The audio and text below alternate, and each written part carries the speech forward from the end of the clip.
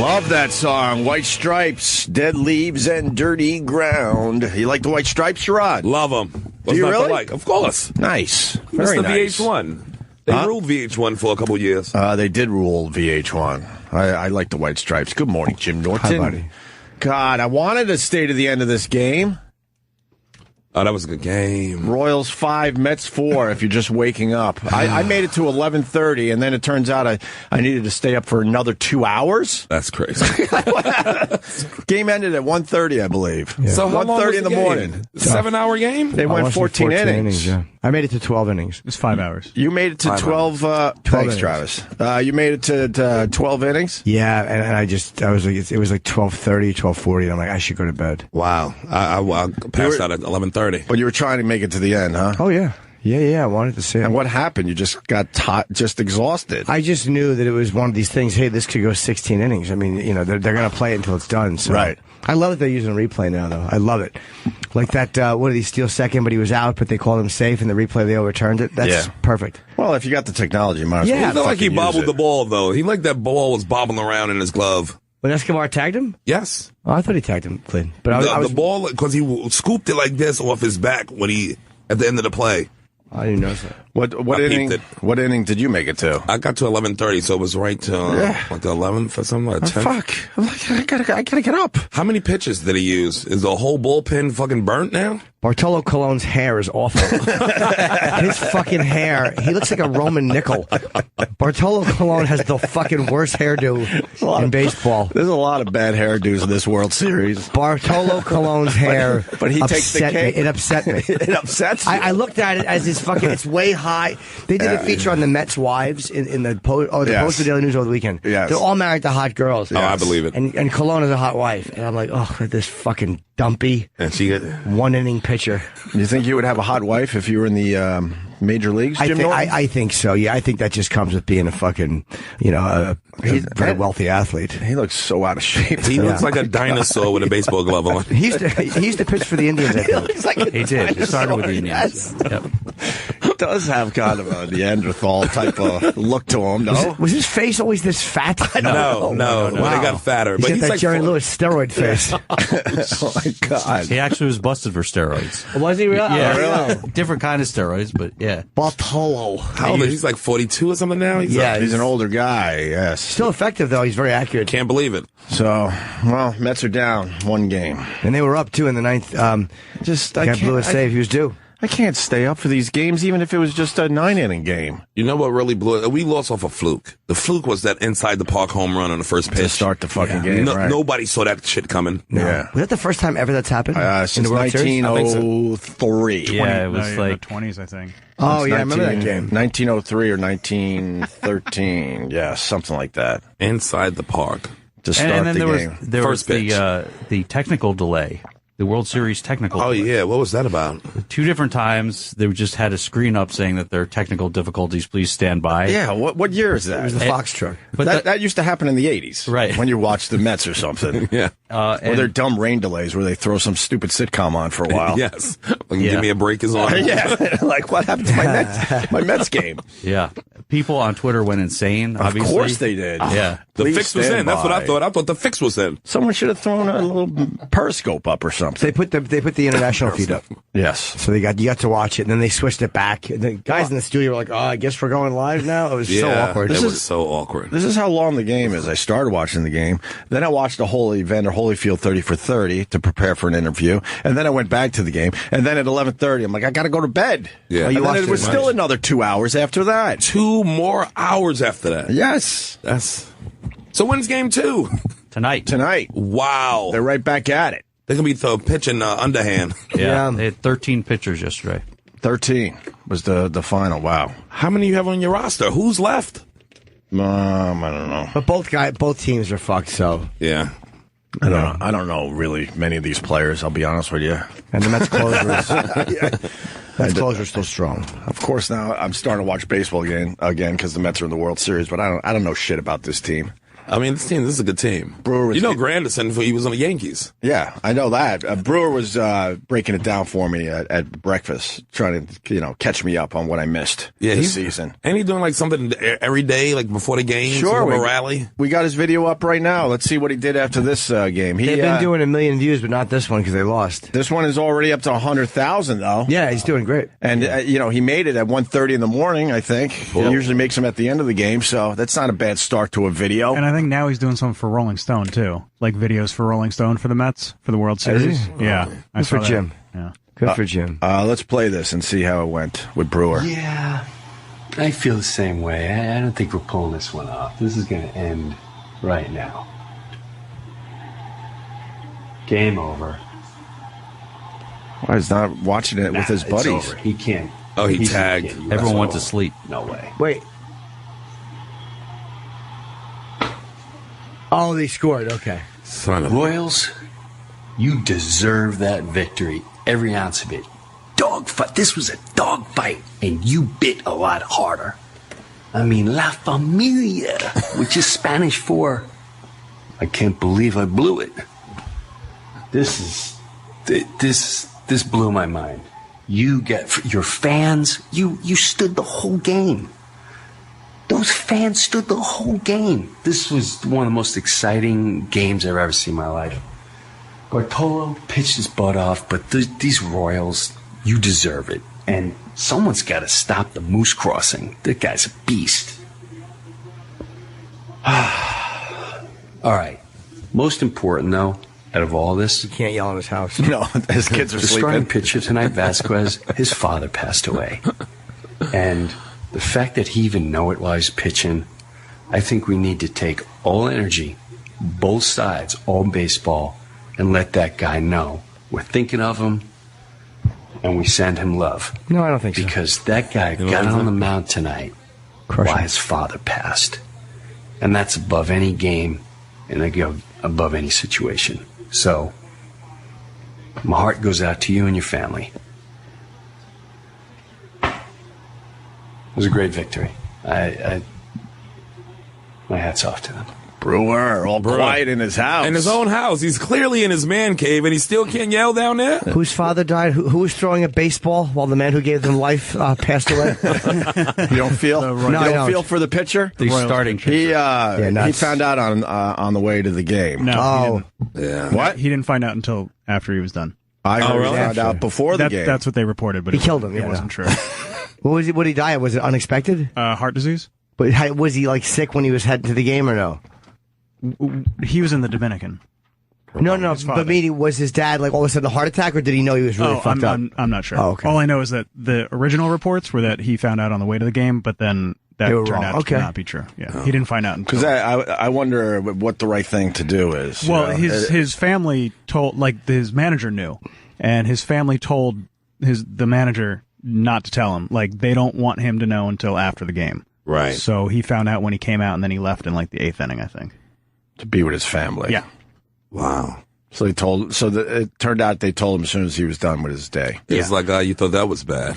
Yeah, because I thought it was a little weird to tell him on the way, which was initially reported. Yeah. That would be strange. The manager told him when he walked out, like he had walked 2 players. He's like, I don't know if I should throw a breaking ball. He's like, all right, first things first. Your dad died. This guy's not as good lefty, so I would try to turn him around. Oh my God! Can you imagine? All right, well, back at it tonight. Let's go, Mets go. Let's go. Fucking let's go, Mets go. Let's go, Mets go. Yes. That was a great game, though. I was quite enjoying that. I was shocked that whoever's losing in the moment, I'm rooting for. Like, I could care less either way. Like, Right. I think I wanted to see the Royals tie it just because the Mets were winning. Did Chip make a video too? I like playing the Chip videos right after the Jim Brewer videos. Did Chip make any last night? He made that one, yeah. Which one? This one? Yeah, that was just All right, let's He's play trying to it. encourage the Met fans. All right, let's play it. Embarrassing. Watch this. This is fucking hilarious. Look at this. Right in his fucking pecker. The ball hit him right in the fucking pecker. Look, right in his fucking pecker. That's the ball that hit his pecker right there. Boy, I bet that's a royal pain in the butt. Let's go, Mets go. Let's go, Mets go. Let's go, let's go. Fuck you, god damn it. What the fuck, Jimmy? Bravo. The reveal at the end of your videos are deeply disturbing. Play the end. Yeah, right there. Don't say what it is. I know. Let the people see the reveal for themselves. We'll tweet that out. What the fuck? Chip loves baseball. Yes, he does. Oh, man. He does. He loves baseball. I don't think that's a prop either. I don't think so either. I don't think that's a prop. We'll tweet There's too many of these. You can't watch them. We'll They're tweet the embarrassing. video out for the folks. It's never about the video. It's just about the things in the background. It's like seeing a little bit into his It's world. the big reveal. Yeah. It's the big reveal. You get a lot through these Chip videos. I love getting it stuck in people's heads, too. People tweeting me how Let's Go, Met's Go is stuck in their head. Your foot goes to the right. All the toes go to the right there. That's it. I think I'm angling on the right as well. Okay. I believe so. You got a little right action on your... Really? That's your only problem there? Yeah, there's probably a lot there's more problems there. I don't want to acknowledge the other problem. Just want to make it go away like a bad dream. There's another video I'd like to play. that Oh, Chip sure. put up last Yeah, night. let's play this. Don't worry, Metropolitan. This is gonna be an easy home run. The guy's gonna knock it out of the fucking park and stuff, and then the Mets are gonna win the ball game. We're all gonna go fucking bananas. Look at this. Home run city. Watch this shit. This is a home run, I think. Jimmy. Oh no, he's doing the darts a replay. Cocksucker. Please tell me that was a prop. How many props? Was that a prop? Was that a prop? No, it's juice. I drank my juice. I see the juice. Oh, jeez. What about the thing next to the juice? Oh, the fucking potatoes. I had a couple of those. No, not the potatoes. Oh, the real life one? That's the straightener outer? Is that like to call it? The straightener outer. Wow. Oh, that's so All right, we'll tweet that out too, so you get the big reveal. Just in case you didn't check it out last night. Is there another one? No, they're all in bad. I can't watch these. I can make them, or I cannot watch them as Jim. It's humiliating. Chip is humiliating. I hear I ya. want to see it. All right, one more, and then we can move on. this is terrible. One more Is this from one all last right to night. play? This one? I don't even I'll know just what that play one it. was. He thought it was all right. He posted it. It doesn't matter. There's never a take two. Fucking any starts, so the Mets can really start hitting a bunch of home runs. I'll bet you they're gonna strike the goddamn Royals out and then make a home run. I'm going the fucking wrong way. I don't even know where I'm going. I'm so confused. Mexico, Mexico. Mexico, Mexico. That's fucking crazy. I loved it. You loved it, huh? That was great. I like your little foot action, your little happy feet. Yeah, the camera was aimed down. It's a lovely, lovely video. So everyone's getting excited about this World Series. Yeah. 1:30 in the fucking morning, though. God damn. Somebody unfollowed Chip, and he goes, unfollowed until after this series, you jinxy sock cucker. He thought I was jinxing the Mets because they blew the game. That's just- wait, I got to see this one. I don't know. Because Mr. Kuntz is Oh, on that's the when they field. told him. They showing when they told him that his father passed. Is this what this I know they was? had video of it. Oh, He told him right in the dugout. No, this is outside. Watch. this is I something think this is after our hit. All right, let's see this. Check this out. I freeze it. Wait for it. Fucking cunts. You get it? Hey, fucking cooters. Number 81 coot. Hey, look, cunts. Put a pecker in cunts. Put a stick of pecker in ya. Fucking cooters 81. Piece of garbage. The TV's fucking broken. They gotta get rid of that name. Bravo. Kuntz. What's the TV It's broken? Kuntz. Yeah, well, when I was a caddy, we had Mr. and Mrs. Kuntz. And then they were always correcting us and saying it's Kuntz. Kuntz. It's Kuntz. I'm like, how about you change your name? This is a little Well, rough. it's like Dean R. Kuntz is Koontz. They Right. should have changed that to Koontz. Right, but the Kuntz, that's rough to not think it's Kuntz. I mean, the kids got to be going through it in school. Oh my God! Why would you do that? Especially the kid's name is Harry. And Mrs. Kuntz was very, very attractive, very sexy really? with her short golfing skirts. And then you would call her Mrs. Kuntz. Nice shot, Mrs. Kuntz. And she would go, "It's Kuntz." And then she'd walk away wiggling her ass. Oh. And you're just a 14-year-old boy with a raging heart on the golf course. Yeah. Good time. Good times, yes. Throwback. She was sexy. She would play it up. Yeah. Nothing better than a sexy older woman when you're fucking. She probably wasn't even that old. If I'm 14, she was probably mid-30s, maybe upper 30s.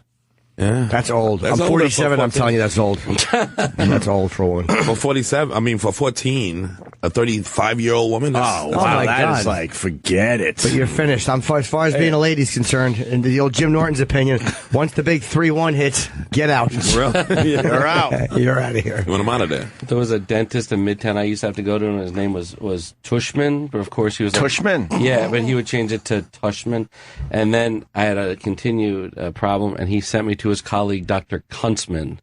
I don't know why we still use those names. But how Life is tough enough, and people are assholes to begin with. Right. Now you got a name like that that you got to go through life and with. Kuntzman. What about the gay? What about the gay? The last name Gay. Yeah. That's rough. Only one person pulled that off, Marvin. Right. And that's true. Yeah. And when you think Marvin we saw Gaye, how that worked out. We saw how the pressure that family handled the pressure of that name. Dad, why is our last name Gay? You know, and when Marvin Gaye, he was so famous and so talented, you didn't really think about his last name as much, right? Yeah, yeah. And the women loved him. Marvin Gaye, that's right. His Nobody last name's ever Gaye. said, I think he might be gay. Nobody ever said that about him. Right. Well, no, they don't think you're small. No. It seemed... My middle name isn't. It seemed very natural just to say Marvin Gaye without, giggling. Yeah.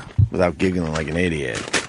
What's up with this Dykstra before we move on from baseball? He's got so many stories. Well, now he's saying that he spent $500,000 to investigate referees and umpires. So he can get dirt on them and blackmail them.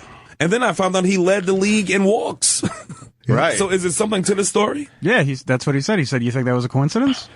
The umpires were a little fucking scared. How is that not illegal? Like, is there no, but I mean, can he not go to jail now, or is there a? I don't know. Oh, I mean, I'm sure statute. it's all hearsay. I don't think. Look how old he looks now. Let's play this clip of Lenny Dykstra. Well, he's been in and out of prison, so that'll do it. In and out of prison, and he was extremely rich for a while on the market and lost all that shit. He's broke now, right? I believe so, unless he's made a comeback. Why was he in prison? I don't know either. He looks like he's 80 years old. What's his last name? Dykstra. Fucking hilarious. Another one, right? That is another one. Let's play this. I heard stories. You used to keep a book on umpires. You were very smart that way. Well, a little more than that. What'd you do? I said, I need these umpires. So what do? I just pulled $500,000 out and I hired a private investigation team. Follow them. Their blood's just as red as ours. Some of them like women, some of them like men, some of them gamble, some of them do whatever. So you had PIs tracking umpires through your career or just a few years? No, after I got the money, when I was trying to get the money. It wasn't a coincidence you think that I led the league in walks the next few years, was it? So you really think... I don't think, I know. Did you bribe him? No, fear does a lot to a man. Hey, so did you cover last night? You call it a strike. Oh, I don't think you heard me. Did you cover the spread last night? Next. He's doing a strike zone. Have you told anybody else's? You're the first one, man. And one in my book. That's pretty good. It gets better. But basically you're saying you had a dossier on umpires and you found, if they were cheating around on their wife or doing something like that? Hey, look, I had to do what I had to do to win and to support my family. Jesus. What a creep. he comes across creepy, right? Yeah. Oh, so creepy. I get it. Fuck. I believe him. Invested in himself. He was a good player, too. Yes. He was a good player. He was a very good player. Scrappy. But him and Jose Canseco, right? They seem real grimy. Yeah, just grimy dudes. I remember there was there's some shot of him when he was in trouble for bankruptcy, something. Yeah, he walked out of court and gave interviews with a piece of licorice hanging out of his mouth. Good old Lenny Dykstra. Wow, man, he was a tough player, though. How much did he lose money wise? He lost a fortune.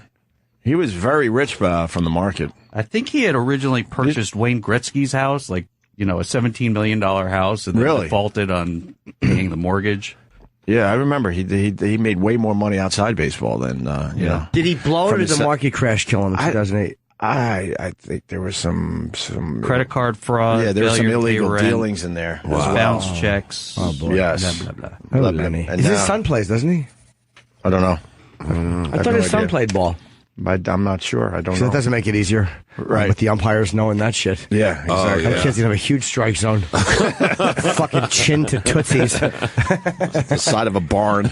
Yeah. Steer right. He hasn't thrown it yet. I know. But I sense it's going to be. It's like an injustice for all. Your Honor, my client has not been found guilty. You're right. But exactly 10:30, he will be guilty. Remember that? Yes. He's also in the steroid report that came out a few years ago. Sure. Well. Oh, you know I'm sure he did that. If he's a lot of those bribing guys. umpires, he's definitely taking drugs. So I took a break from the Mets game to watch the 30 for 30 called Chasing Tyson about Evander Holyfield. Pretty fascinating 30 for 30. Yeah. Holyfield never really got the respect because, he was boxing when Tyson was boxing, and he always felt like he was just chasing Tyson. Yeah. For titles and respect and everything else. Yeah, he never got the fights that he wanted at the time that he wanted. But he also was a manufactured heavyweight, if you remember. What you mean? He went up in weight. He went up in weight. He was a true cruiserweight, and then they're like, "Look, man, the money and the fame is at the heavyweight division." So he was manufactured. He gained the weight and trained as a heavyweight and did incredibly well. He's a hard-hitting son of a bitch. I don't know if he's a hard-hitting son of a bitch. He didn't knock out a lot of guys. But you don't got to knock him out to be a hard-hitting motherfucker. A lot of guys went the distance with him. That was another reason why he didn't get the respect, because Tyson's, wins were amazing, knocking him out in a minute or two. If Tyson wouldn't have bit him, he would have knocked Tyson's ass out. Yeah, he would have. I think Tyson admits that now, or no, maybe doesn't admit that, but he knew he was not going to win that fight, both fights. And the second one, he got so frustrated that he couldn't get to Evander Holyfield, because Holyfield was a better boxer as far as the fundamentals go, and he couldn't get to Holyfield, and that's when Tyson got so frustrated that he bit his ear twice. Yeah, twice. I was in Vegas when that happened. Were you really? Yes. It was crazy. And that's when the fight happened in MGM right after. Yeah, because then Tyson's losing his mind when they disqualified him. And then remember the police had to get in the ring and try to calm Tyson down and everybody else down. The MGM was a fucking Fallujah, motherfucker. Right. It was mayhem. People was flipping tables, people grabbing chips, jumping behind the counter, grabbing cash. Yeah. On the news, it was like NBA players caught on camera stealing chips at the MGM. Yeah. I remember being there. Ironically, I was out there at a weird a plastic ear convention. It was such a bizarre coincidence. Boy, they cheered in that room. We had no idea that was coming. Prosthetic ear convention? I couldn't. Yes, that would have been a better word to say prosthetic ear. I said plastic ear. It's strange because the first fight that he had with Tyson bowed him at the end, basically at the press conference, said, "Hey, I just want to shake your hand. You were the better boxer today, and I bow to you and your skills, and you deserved this win."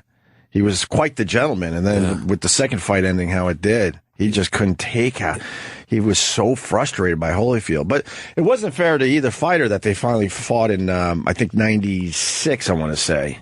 Yeah. Because they were set up to fight in 1990. And, Holyfield was going to fight Tyson after the Buster Douglas fight. He was the next guy. They pretty much had a contract that was either signed or was about to be signed. And then, of course, Buster Douglas, beat Tyson. So then Holyfield fights Douglas now. An out-of-shape Douglas. So he doesn't get respect for, beating up on Douglas. Yeah, Douglas was a fat boy when he fought Holyfield. And what is fat? What fat is back then? 8 to 10 pounds heavier. That's all he was. But they said it made all the difference in the world that he was that much bigger. When you're supposed to be like a, finely tuned machine, a fighting machine, that's going to it's going to tilt you. I want to know what Buster Douglas is doing now. I'm curious. I heard years later he was just getting fat watching Raging Bull. Really? He was just he just took the money and ran. He was smart. Yeah, let's look it up. And then, so they were supposed to fight in 90. Then they were supposed to fight in 92.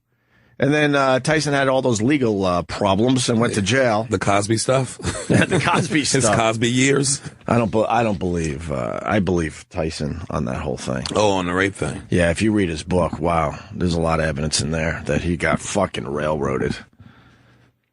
I mean, he would be the easiest person to railroad into some rape charge if you... Well, they all were railroading him. Robin Givens' mom was involved with railroading Tyson. Don King was railroading Tyson. Everyone had their hand out. And then Tyson finally gets out of jail, and they finally fight in 96, 6 years after the fact that they were going to fight, both in their prime. Can you imagine those fights in 1990? instead of 96? Holyfield, I think, would have won anyway, to be honest. In 90? Yeah. His style just seemed to be better for, I don't know. And he could take a punch. Yeah. Tyson was ferocious back in 90 as well, though. But a lot of that was fear, too. A lot of people feared him before they got into the ring with him. I don't think Holyfield ever did. No, he wasn't. I think he beat him in the amateur ranks. I thought they fought in the amateur ranks and Holyfield beat him. But the 30 for 30 is good. It's called Chasing Tyson, and I thought it was about Sicily. I was very disappointed. When I saw the boxing. I was like, oh no. I had a whole thing on Sicily Tyson. I was hoping it was her, for Pete's sake. What was bustin' loose like? What was it like on the set? That's all I talked to her about. Was Richard nice to you? I've always wondered. Did he really drive the bus? Yeah, exactly. Was that a prop bus? Sicily, go. It's on you. But you know, he got a little respect by the end. Holyfield, 4-time champion. But what went on with his financials? And then he lose his house. They all end up losing. He had one of those mega mansions, right? Don't 50 Cent or somebody some nonsense on it. He pretty much bought a university and turned it into his house. It was so fucking big. Yeah. Well, the one thing about Holyfield, which was really strange, when he had that heart issue. Remember the heart issue that made him retire temporarily? Yeah. And then some hinted that that's what happens if you're on the steroids. And there's a good clip in this 30 for 30 where Bryant Gumbel asked him about the steroid thing, and he denied it. But he went to a faith healer, and there's a clip of him going up. I forgot the faith healer's name. For his heart disease? Went up. The guy did the famous put his hand to his chest. Holyfield falls backwards on the ground on the stage. And next thing you know, he's like, look, don't take my word for it. Jesus is fixing his heart right now, as Holyfield's on the ground. And he goes, you don't have to take my word. Go back to the doctors. You'll see. And then soon after that, they decided that he was misdiagnosed, actually, and he never really had a heart issue. Wow. But seeing Holyfield with the faith healer, I'm like, oh, my God. Oh, boy. I do not believe in the faith healers. No. Not even a little bit. Carnies. I call them all carnies. Could you find that clip? Because it's really uncomfortable to watch. Holyfield buying into the faith healer and falling down. Was he on the ground like... He loses his strength and falls backwards, and he's on the ground. He's on the ground. It's in the 30 for 30. I don't know if that clip was ever out. It had to be out there. It must be, because the guy who did it is named Benny Hinn. Yeah, Benny Hinn. Yeah, he's a famous guy for... Benny Hinn. Doesn't he wear like big... Oh, his show is hilarious. The Benny Hinn show. Remember that? Oh, my God. I loved Hinn's Angels. Oh, those girls. Good old Benny Hinn. I know. I wish we had the music. The old Benny Hinn music. Yakety sack. With those nurses with their big boobies running around. God, that used to be like hardcore porn when I was growing up. The Benny Hill show. I used to jerk off to the HBO specials. Oh, my God. The unexpurgated Benny Hill. Yeah. Then the old man, he used to smack his head. Yeah. Do you have the Holyfield What was that about? Benny Hinn clip? If you could find that. It's the Benny Hinn music. Too late. You're an ass. Little top of it. That guy must have hated that. I mean, his head's just touched by another man. It always entertained me. So every week that guy would flip through the script and be like, oh, he hits me in the head again. God damn it. God damn him. Benny Hill. I can do other things. You think Benny Hill holds up today? Growing up, I loved that fucking show. Take a look. I loved it. There was one day Eric and I got really, really fucking high, and we were watching Benny Hill, and this little girl went up and fed a dog. Little dog was there, and he fed it a biscuit, and the dog ate the biscuit. Yeah. Then she walked to the back end where there should be a tail, and there was another dog head that ate the biscuit, and it was the most fucked up thing we'd ever seen. When you were high? Yeah, that was like, holy fuck, two-headed dog. But no, it doesn't hold up. Benny Hill. Well, I remember the sign, the brilliant sign was, he went to the office and said, the rapist. Yep. Yeah. And then just put it in his therapist. First time I saw that, I went fucking bananas. I ran around the house screaming with joy, the brilliance of Benny Hinn. I was so happy that happened. Therapist. I got it.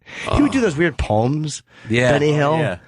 You know, there was a young one fella, and then the fella said, and it was just all these weird fucking things that probably would not fly. He was a straight freak.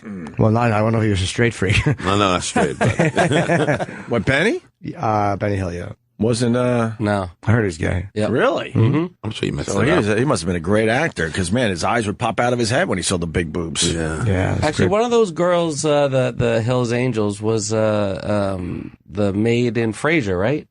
I don't know. Like Daphne or whatever her name was. Oh, really? Yeah, she was one of the Hills Angels. I don't know. I just want to see this. I want to show these guys the Holyfield clip because it's really uncomfortable. Oh, this I got my screener. We could just go to my my email and get it. He did this at that huge church, like one of these.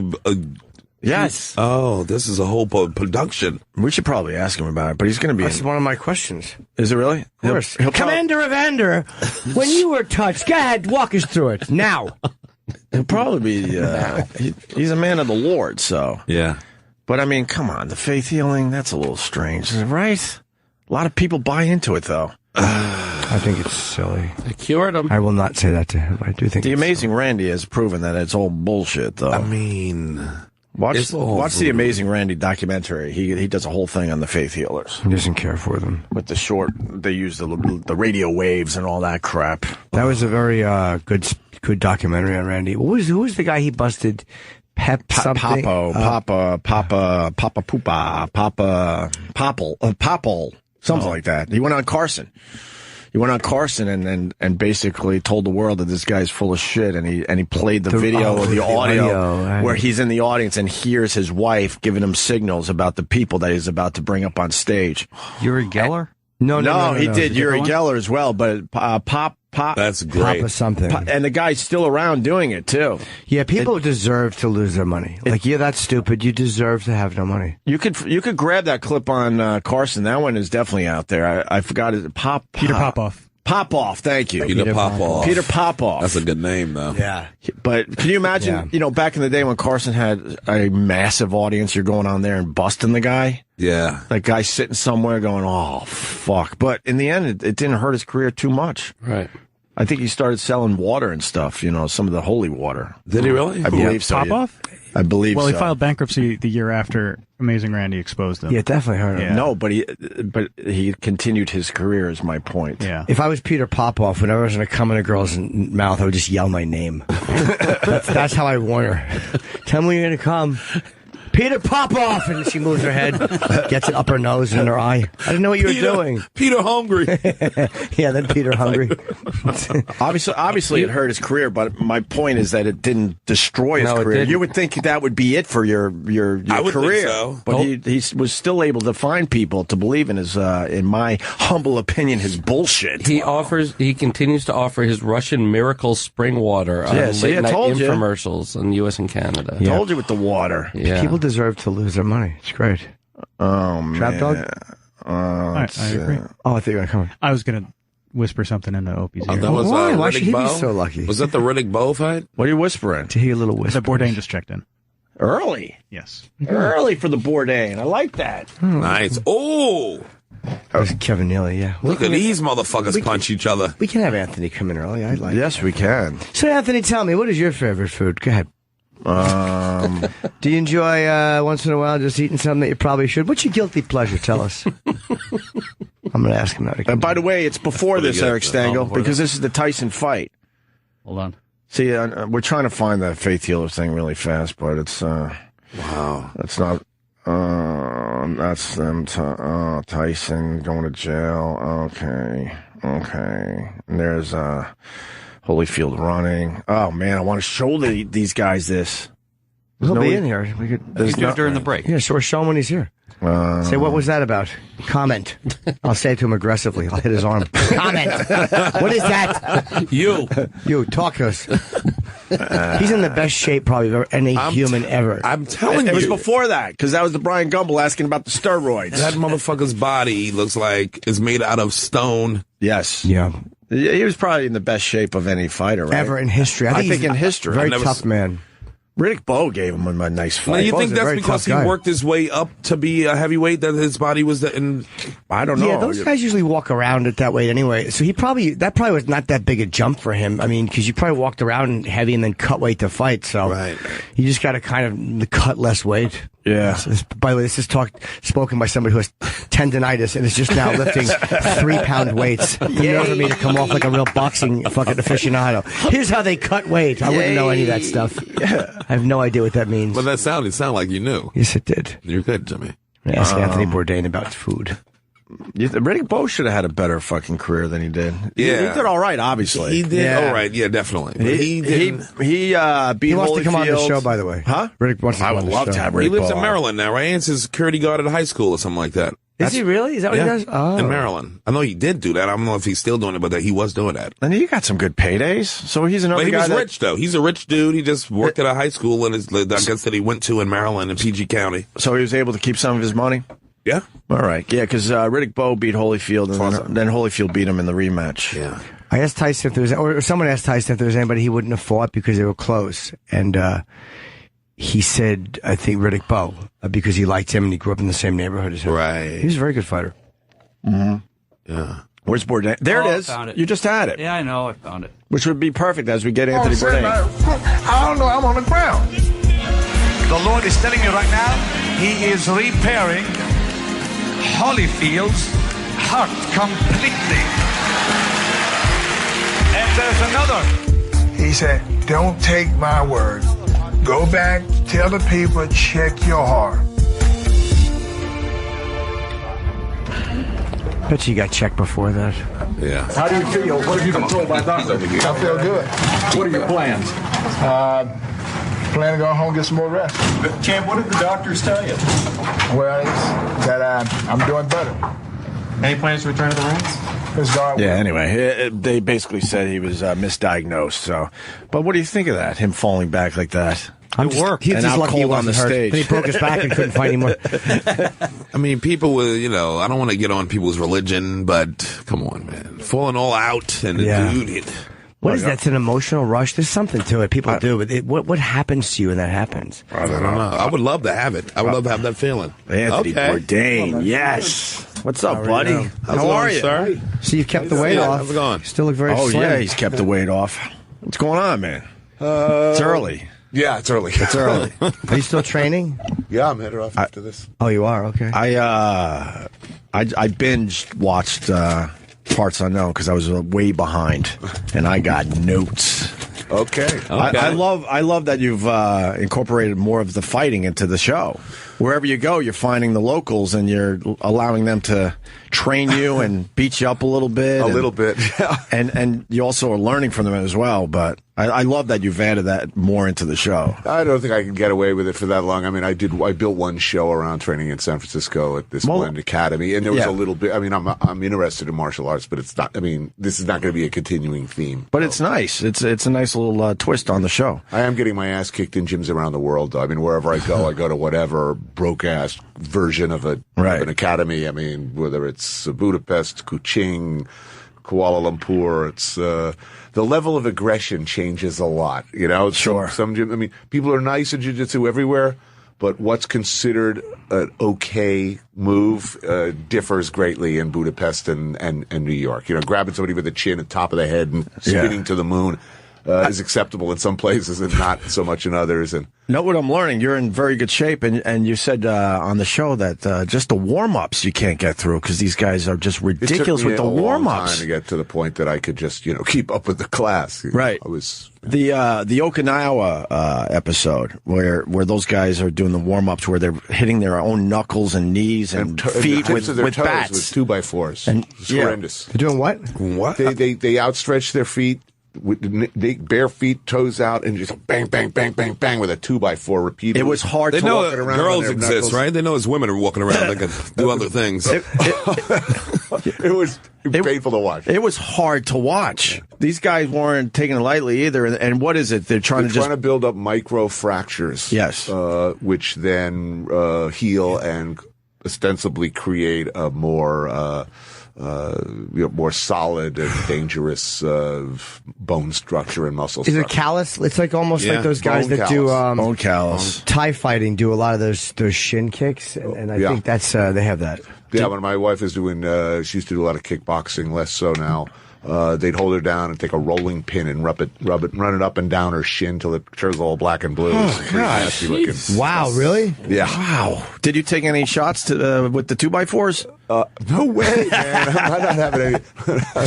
The one just hitting his toes really hard. I'm like, that's crazy. And then they're doing all sorts of stuff on their knuckles and their. Yeah, that was super hardcore. That was an amazing scene. What's the knuckles? What do they do for the knuckles? Well, they're punching concrete, and punching walls to build up these giant knob-like knuckles. They look like meat hooks. And they were walking across the floor in weird ways too. Yeah. To just and also mess up ramming their thumb, like their bent thumb into things. I mean, you break your own thumb if you hit something like this, but not these guys. They're building up that. We're all pussies when we stub our toes. It's that type of thing. But they're doing it on purpose. It was that was amazing. The San Francisco episode, I didn't realize that Google and Twitter are completely changing that town until I watched your show. A lot of all the tech companies. But those two in general, and then you got other tech companies coming out of there, and they're changing the whole feel of the city. Yeah, look, and it's an open question. I mean, a lot of people who lived in San Francisco or born in San Francisco will soon not be able to live in San Francisco. You see that everywhere. It's the gentrification or yuppification or, hipster invasion, whatever. Yeah. It's to what extent that's a natural and unavoidable process or something that should be fought against. The tooth and nail is up in the air. But I mean, hipsters move into places when they're really bad. Like I'll say this for hipsters, they move into like Bedford-Stuyvesant, whoa, I grew up there, you son of a bitch. That's a tough area, and these guys go in there when it's long before the fucking the white conquistadors. It's just these guys and the neighborhood. Yeah. And they're comfortable being there. So the hipsters are, to me, they don't know. And they're smart. They wait it out, and then a few years go by, and they're millionaires. Cheap? No, they get pushed out. It's like they open a cheap gallery, a little gallery in a rundown area because the rents are affordable, or a studio. Mm-hmm. Then, of course, because there are artists there, some little restaurant or coffee bar will open. Then the landlords, jack up the rent, and suddenly there's, Marc Jacobs is in there, and Victoria's Secret, and pretty soon you get hordes of people vaping, people in man buns vaping. The other thing about the San Francisco or the Bay Area episode, the guy, I think it was that episode, the guy that is doing affordable food, like fast food, that's healthy. Yep. In a bad neighborhood, and he's a well-respected chef. That's a Michelin-star chef, great chef. Him and his partner is Roy Choi of the Kogi Trucks in Los Angeles. Sure, they've decided to build an affordable, healthy fast food operation called Local that they're specifically targeting. I think the Mission District or the Tenderloin. I'm not sure which in San Francisco. Watts. Ferguson, places like Camden, they're looking what are called food deserts, places where people's diet is really unhealthy. They're eating a lot of overpriced convenience food. They don't have access to a lot of of markets, and they believe that you can serve a fast food burger, for instance, that's actually healthy and affordable, and they're looking to change the world, and I wish them luck. It's pretty amazing to attempt that, because I think it's $3 or something like that. How do you make money? I think the point is they're trying to figure out how do we make healthy food that's available quickly. Yeah. At prices that people can afford. Right. I know it's not part of the new season, but I finally saw the Beirut episode. Mm-hmm. Which one? The one from last year, I guess. The second time you went there. Yeah. Oh my God, I learned a lot. That city's crazy, and you said it's one of your favorite places to go in the world. I love it. One of our producers, who's been there a couple of times with us, just went there on vacation. Wow, it is an amazing, amazing place. There's everything right and wrong with the world in one really awesome city, and it's. All this terrible, awful, hopeless, depressing stuff is going on there, but also all this really. You go to a restaurant in Beirut and you look around, and there's like Hezbollah over here and a former Christian militia group over there at another table, and women in hot clothes over there, and it just groups of people all eating in the same restaurant. It kind of makes no sense that they would or could get along. But everybody's got this sort of a tacit understanding that we don't want to mess this up. We all, whatever else, we enjoy this weird suspension of reality that Beirut is. In the whole city? Look, I even went into the Hezbollah neighborhoods, and yeah, you went into that one house. It's a complicated place that doesn't make a lot of sense. It teaches you that if you're sitting around here running your mouth about the Middle East, it's worth a trip to Beirut to really see how much you don't know and how complicated it is, and what it could be and what it might not be. It's worth going there as long as a war doesn't break out. The first time you went there, all hell broke out. When you were there, I got taken off the beach by the Marines. Yeah, remember that episode? Yeah, and then but I still love it. Yeah. I love it. It's a very exciting place. The food's great. I love your show, and usually sit back and just relax and watch. But Beirut, I was almost on the edge of my seat. I'm like, this place is nuts. I think someone explained it as like living on the edge of a volcano. It's a party town, too. I mean, you got a huge refugee problem. All your bad actors are all living there. Oh, I should move. And yet it's a notorious party town. Are there a lot of like attacks in these restaurants where there's like... No. They're pretty... There's a little bit just because of the Syrian situation. There is some, but that's not really... Yeah, I mean, look, at its worst during the Civil War, it was 15 or so years of just horrendous violence and because it's like the reference, like when you talk about a shitty neighborhood, you're like, oh, it's like Beirut, like it became like the reference of a place that's kind of messed up. Beirut is totally awesome. What do they call it? The Paris of the Middle East or something like that? It was and still kind of is in a lot of ways. I mean, yeah, you said it perfectly on the show. You said there's all these different religions, and on Sunday they're all worshiping at very different places, but they go to the same restaurants. Yeah, that was a pretty interesting statement, to say the least. And then Hezbollah is a problem for ISIS, right? What kind of a world do we live in where essentially it's us? I mean, they're arch enemies of Hezbollah. Hezbollah is supported by Iran. Yes, to say the least. Yes, they are. Their ideological and religious and geopolitical opponents, I mean, arch enemies, is ISIS. ISIS wants to destroy the holy places of the Shiite religion.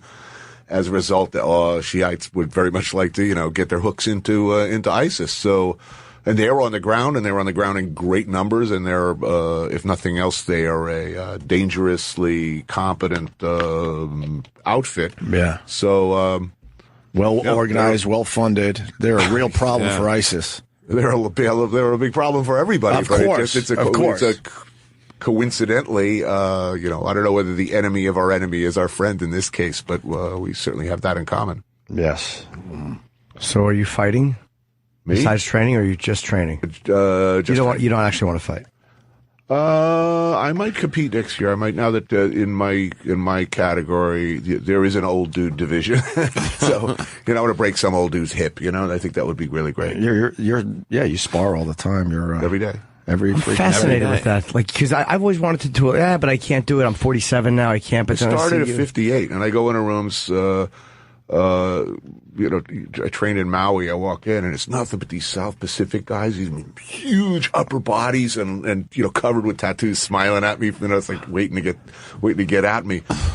Look, I get thrown around like a doggy chew toy most of the time, but it's fun. Have you adjusted how you do the show? Because you were a big partier and ate whatever you wanted. I'm thinking about what I'm not doing tequila shots tonight when I know that 7:00 tomorrow morning I'm going to be getting squashed by some 22-year-old college wrestler. Right. Yeah, take a Cialis. Oh, man. Who films your show? Because it is shot beautifully. So great. It is that alone is just some of those shots you guys come up with. We have a small group of people who we've been working with for all of my career. I've been with a production company called 0.0 Production. Right. And we're a very tight unit, as you could probably guess. There's not a lot of turnover on the show. People are happy to do it. I have total creative freedom to make the show any way I want, wherever I want, tell the story however I like, stylistically.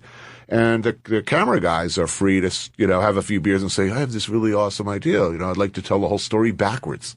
Or let's rip off that cool Queens of the Stone Age video, or some movie. So let's try this. I just want to be strange and different every week, and so I'm very supportive of the people who work with me doing something completely new, even if it's a really stupid idea. Speaking of that, in the Beirut episode, you peppered in some True Romance music, I noticed. Yes, we are always pay a lot of attention to music. We have we have somebody who scores each show like a film. Yeah. Instead of getting music library stuff, you'll notice all the reality shows, it's the same. Oh no, it's sad music again from every other show.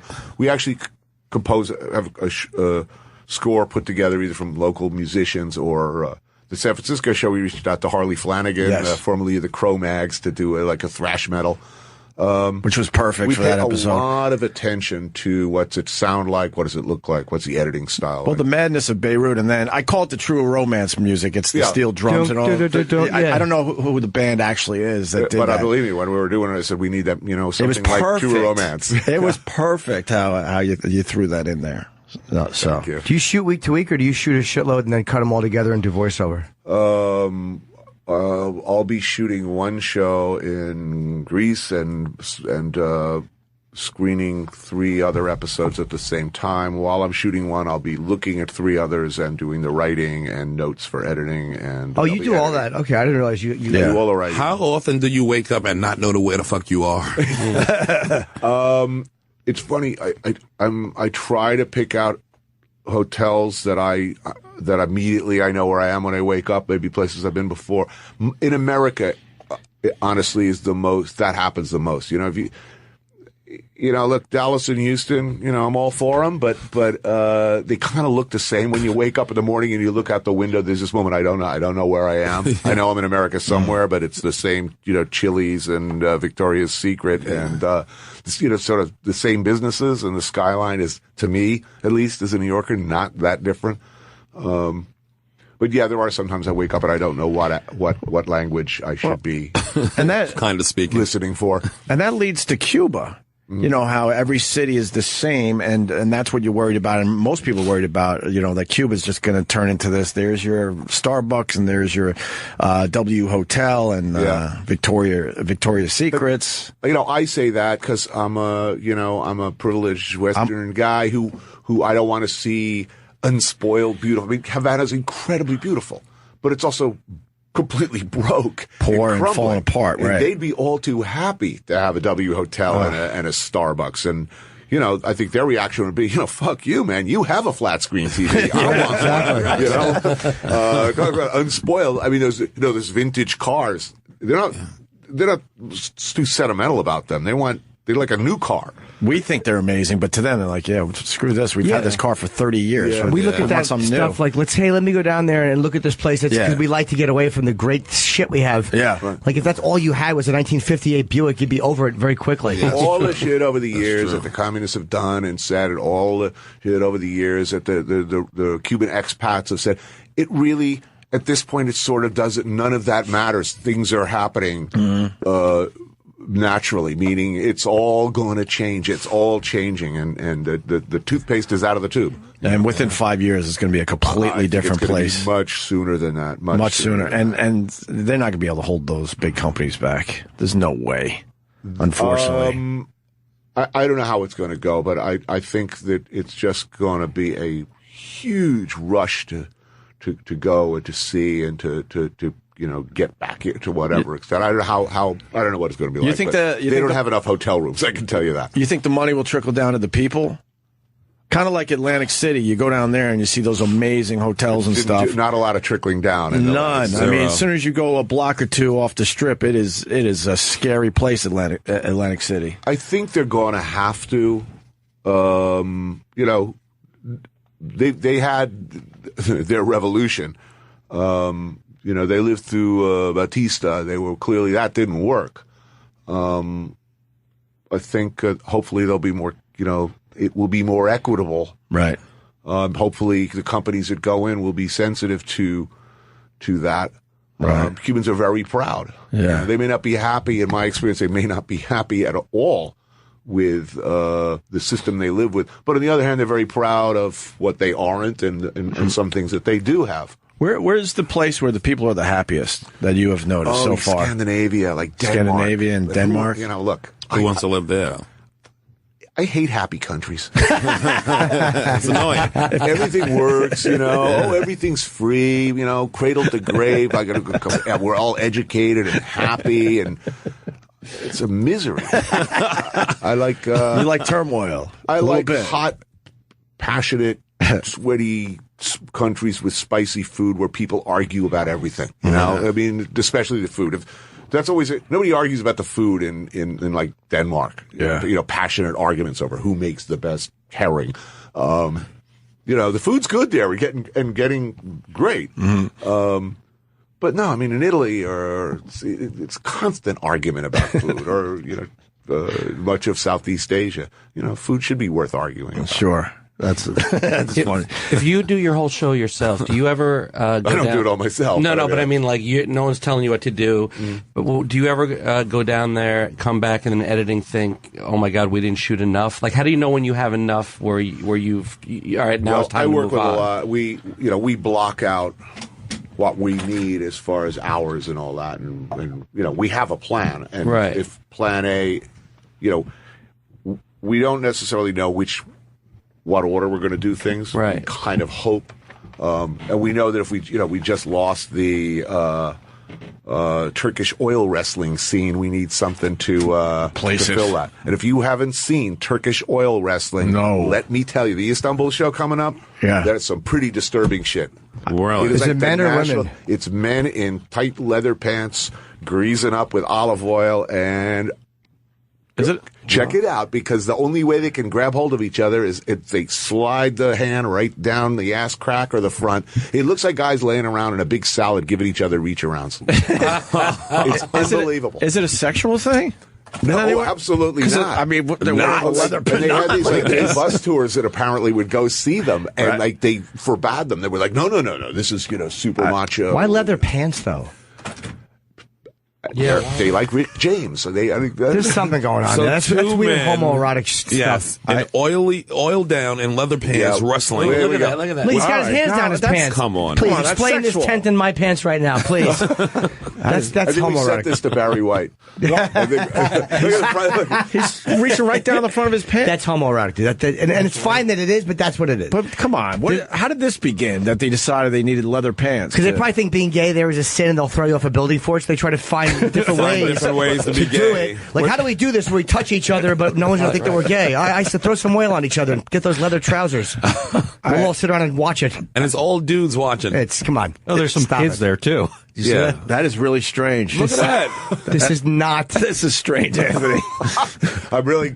I was lucky enough. I'm glad I introduced you to this exciting sport. I was lucky enough to be in Istanbul for a few hours. What an amazing place! Yeah, great food. The Blue Mosque and all that. They controlled where we walked because it's a little scary. They love a tight jean over there, don't they? I don't know. No, I love it. It was Ramadan a few years ago, and last time I was there. It was Ramadan, highest, holiest day in Islamic faith, and they give tours of the Blue Mosque during certain hours. And I look, and there online is this young woman with her parents. She's like 17 in like this total Daisy Dukes outfit, like the little cut-off shorts riding up the crack of her ass, midriff there, hair all teased out. I'm like, it's like a Van Halen video from 1976. Sure. So wait a minute. At some point when you're changing in the hotel room, neither of your parents said, honey, we're going to the Blue Mosque, central, place of worship. Yeah. Make sure to, put on your biggest whore outfit. Yeah. Do they let her in dressed like that, or they make her cover up? No, they come over. They ask you nicely to, and they got stuff. But I mean, would you go to the Vatican like that? I mean, come on. But they got stuff. You can't go in the Blue Mosque unless you're properly dressed, and if you're not properly dressed, they got stuff for you. Was she American? One can only assume. Oh, no. Yeah. Embarrassing us. Did you see Muhammad's beard hair? No. Is that in the Blue Mosque? It's in Istanbul somewhere. I went there right before 9/11, so a while ago. But it was a really long line just to see one beard hair from Muhammad. Hey, look, it's behind glass. You could barely see the thing because it's so protected behind this really thick glass. There's a large number of monasteries across Europe that claim to have Jesus's foreskin or remnant of foreskin on really somewhere in their collection. But these people were losing their minds on this line just to see this one piece of beard hair and this massive display for this one piece of hair. Now, is that an attack-proof place, like in Islam? Is it because they attack each other's mosques all the time? There's, people like, is that a place where just nobody would fuck with it? Somebody will fuck with anything. I think we know that. Yeah. It's weird, though, when the cruise ship comes into Istanbul, all you see is mosques all along the hillside, and it's, wow, you know you're in a different fucking world. But a lot of those were previously Eastern Orthodox. Oh, really? Well, it was the other Rome at one point. I did not know Church that. Was centered there. Yeah. The two popes. I did not know that. Mosque. Wasn't that Constantinople? It was Constantinople. I hate that you knew that. It's a song. Is that how you knew it? Because it's a song? Is it? Yeah. Who sings it? Oh, forget it. Yep. Oh. I also liked that you were talking about your staff, and they'll stop off at the 7-Eleven of the area, knowing that they're going to eat some of the best food in the world if they just wait another hour. We'll be on our way to Robuchon or El Bulli or Giro, and I'm pretty sure he's going to feed us, guys. We have a relationship, and I know this. We're doing a big banquet. There will be a lot of food left over on the way. They're stopping for like a convenience store. Pre-wrapped tuna sandwich. These idiots. And I'm saying, you eat that, you're going to be shitting like a mink, man. What are you thinking? But I think camera crews are just used to things going wrong, and then suddenly it's 12 hours, they haven't eaten, they're carrying heavy equipment. Sure. So they're always going to go for the sure thing, even if it's, hang on for 45 minutes, guys, and you are just going to be eating like no one else on earth. Yeah, maybe, but, I'll have that hot pocket. Yeah. I'm a fanboy of this show, as you could figure out. Okinawa, I got to ask you about that. How bad did you want to go into the strip clubs and stuff? Did CNN shut you down a little bit? CNN has never, ever called me and said, we have a really good idea, or any idea, ever. They've never said, they don't approve what our plan is for the show beforehand. So if I wanted to go to a strip club, that would be cool, and we could film there. I don't know if you saw the Japan show we sent them. It was, filled with tentacle porn. Yeah, and, that was a great episode. But Okinawa is kind of known for that because they have all those military bases. Yeah. Honestly, you kind of blew that off, and I was wondering to me, the only strip club that I really like is the Claremont Lounge in Atlanta, and that's like sort of the lost luggage department of the strippers in America. It's awesome, wonderful. It's old school. Average age like 65. Yeah. All the old strippers. They've been around. Claremont is famous. Their headliner is a woman of some size. Oh, cool. They call you honey. It's their last stop as far as their careers go. But that's it for them. I'm pretty sure that the girl up there dancing, working the pot. Pretty sure she doesn't really like me. Okay. Just a romantic. Neither does the woman at home with you. Exactly. And you finally got to interview Iggy Pop. Yes. He's one of your heroes, huh? Yes. It was Were you nervous? The only thing I was very nervous. There are not a lot of people who I'm at this point that I'm totally intimidated by, but I was like, my voice got all high and squeaky, and he probably was a fan of yours as well. You guys bonded at that table. When we asked whether he'd come on years ago, he declined and sent a message saying, Iggy says he's aware of Anthony and thinks he does not suck.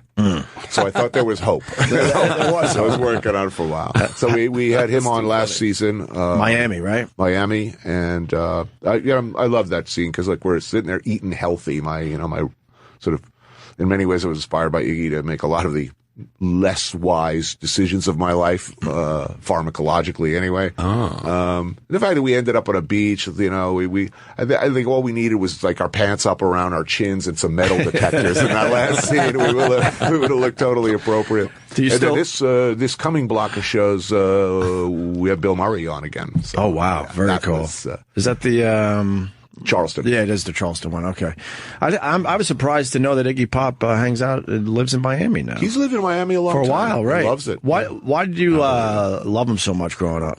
What was the thing about Iggy Pop?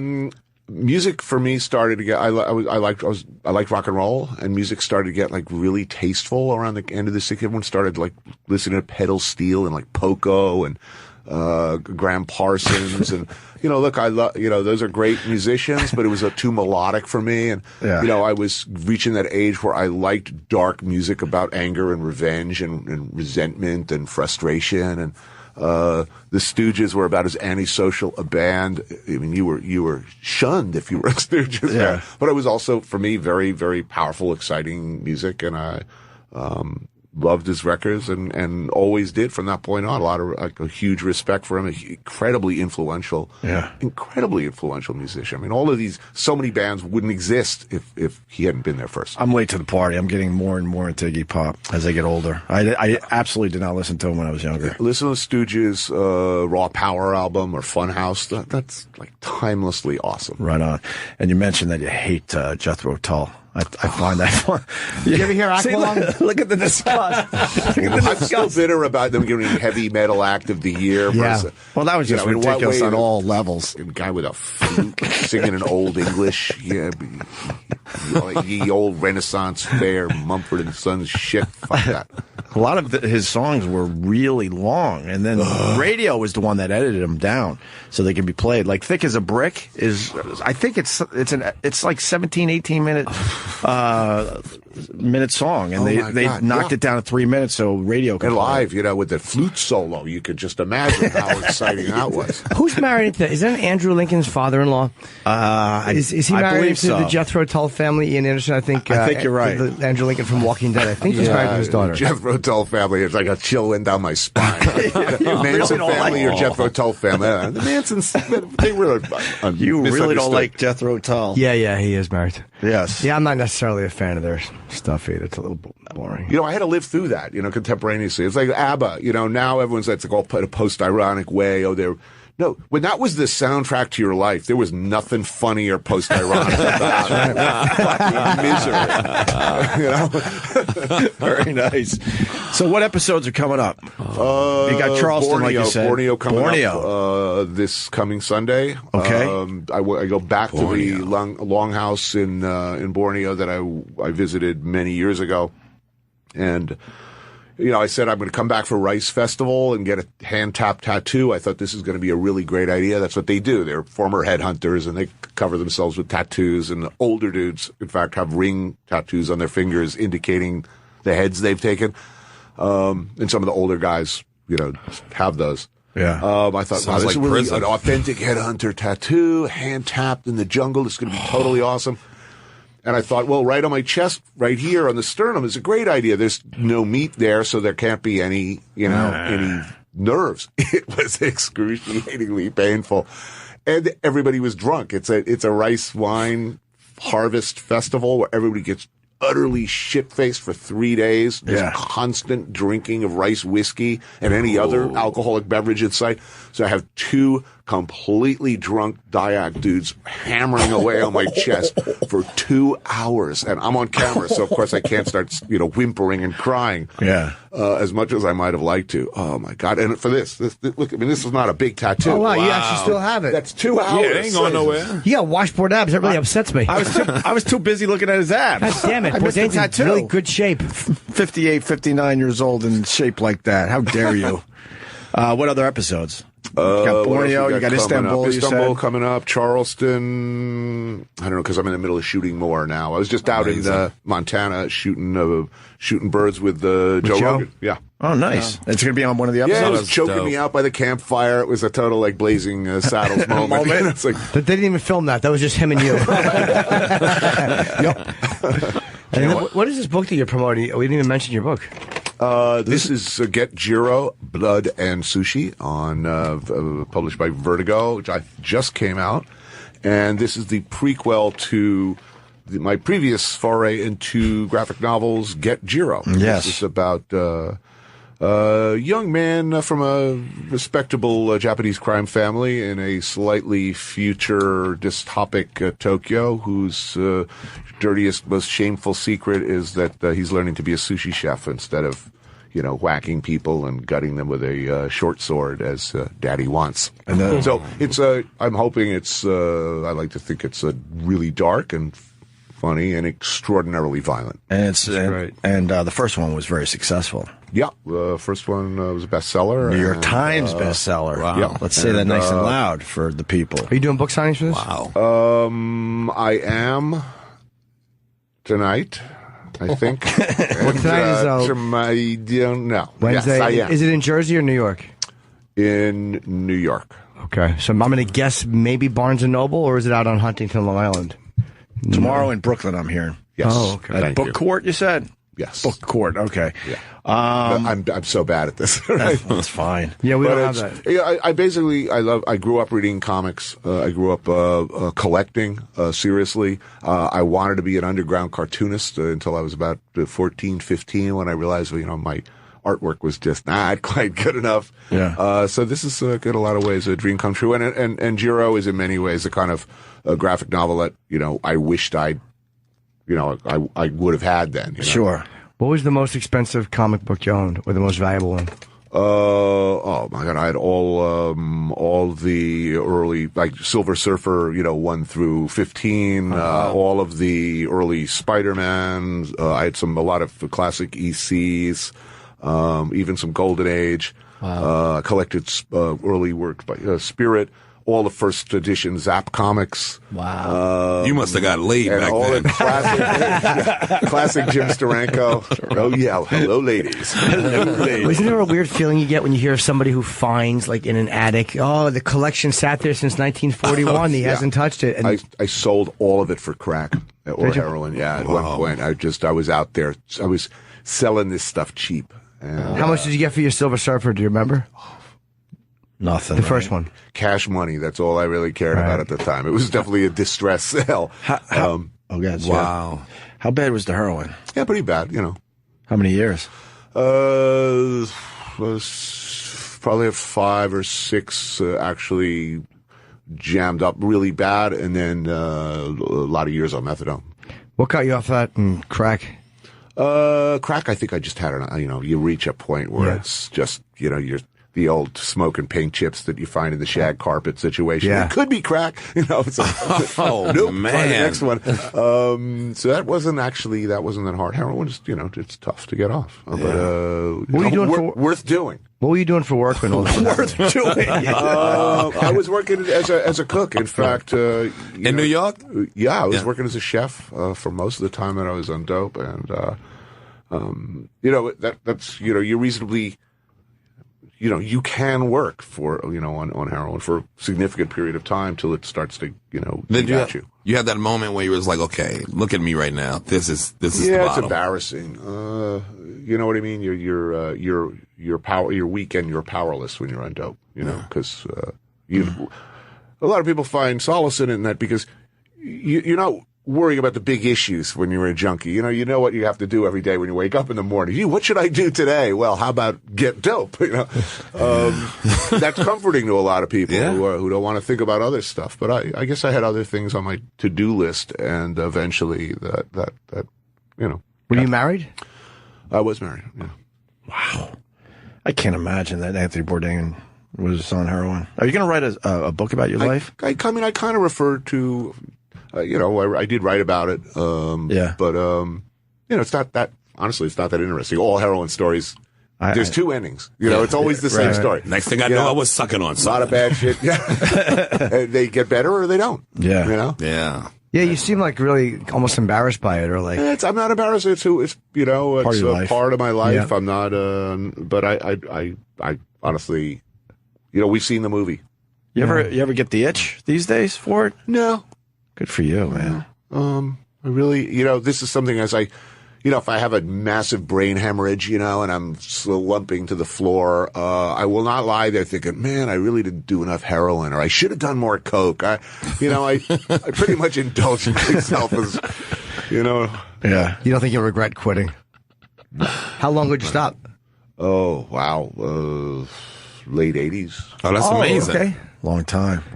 I want to go back to the stuff you've drank on the show. Mm-hmm. I just saw the Ethiopian episode, and I was trying to write down everything that was in that one drink. It was, what was it? It was wine. It was wine. I don't know, with gin or there was gin in there. Sprite. Sprite, yes, some kind of beer. I think. But then I think there was something else. They put it all together in this. How did that really? You can taste? get that in Harlem. It tasted like the fizzy apple juice. Fizzy. Oh, it wasn't that bad. Yeah, oh, it was sinister. It was like a little Long Island iced tea. You put so much liquor in there that it doesn't taste like there's liquor in there at all, and Next thing you know, it's, where'd my pants go? Those Long Island iced teas were dangerous, they'll man. get you. Oh, they were tasty. It's like 7 liquors in there. And put it all, you don't taste one liquor. No. It impairs your judgment. A little bit. Definitely. Yeah. Can't mess with it. What was the wildest thing you ever drank? Oh, wow. You're not asking me, I hope. Some of that fermented spit ferment. Yeah, I've done that in Peru where they, the women, they chew yucca and spit it into a bowl and it ferments. Yes. How bad does that smell? There's worse stuff in this world. There's pulque. It's a Mexican, low alcohol Mexican drink that it has a sort of a sticky, off-white texture, familiar to fans of Peter North, and you buy it by the bucket, and it's super cheap, but you have to drink it all day to get hammered. Oh, so people sit around literally pissing their pants drinking this stuff. What's in it? Semen and what else? Agave. I think it's a cactus made from cactus. So semen and cactus?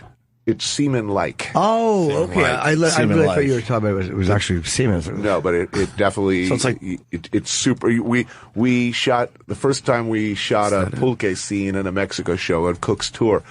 There was a photographer from I don't know, some magazine with us, and he's I'm about to drink it. I'm not feeling too good. It's early in my career. I'm trying to do the. I'm trying to stick with the program, and it's this like big bucket, and I pour it into the glass, and the guy's shrieking, "Oh, it looks like cum!" And I'm like, "Oh, please, fucking having a hard enough time here." My stomach's already roiling. I got so, it was a long time.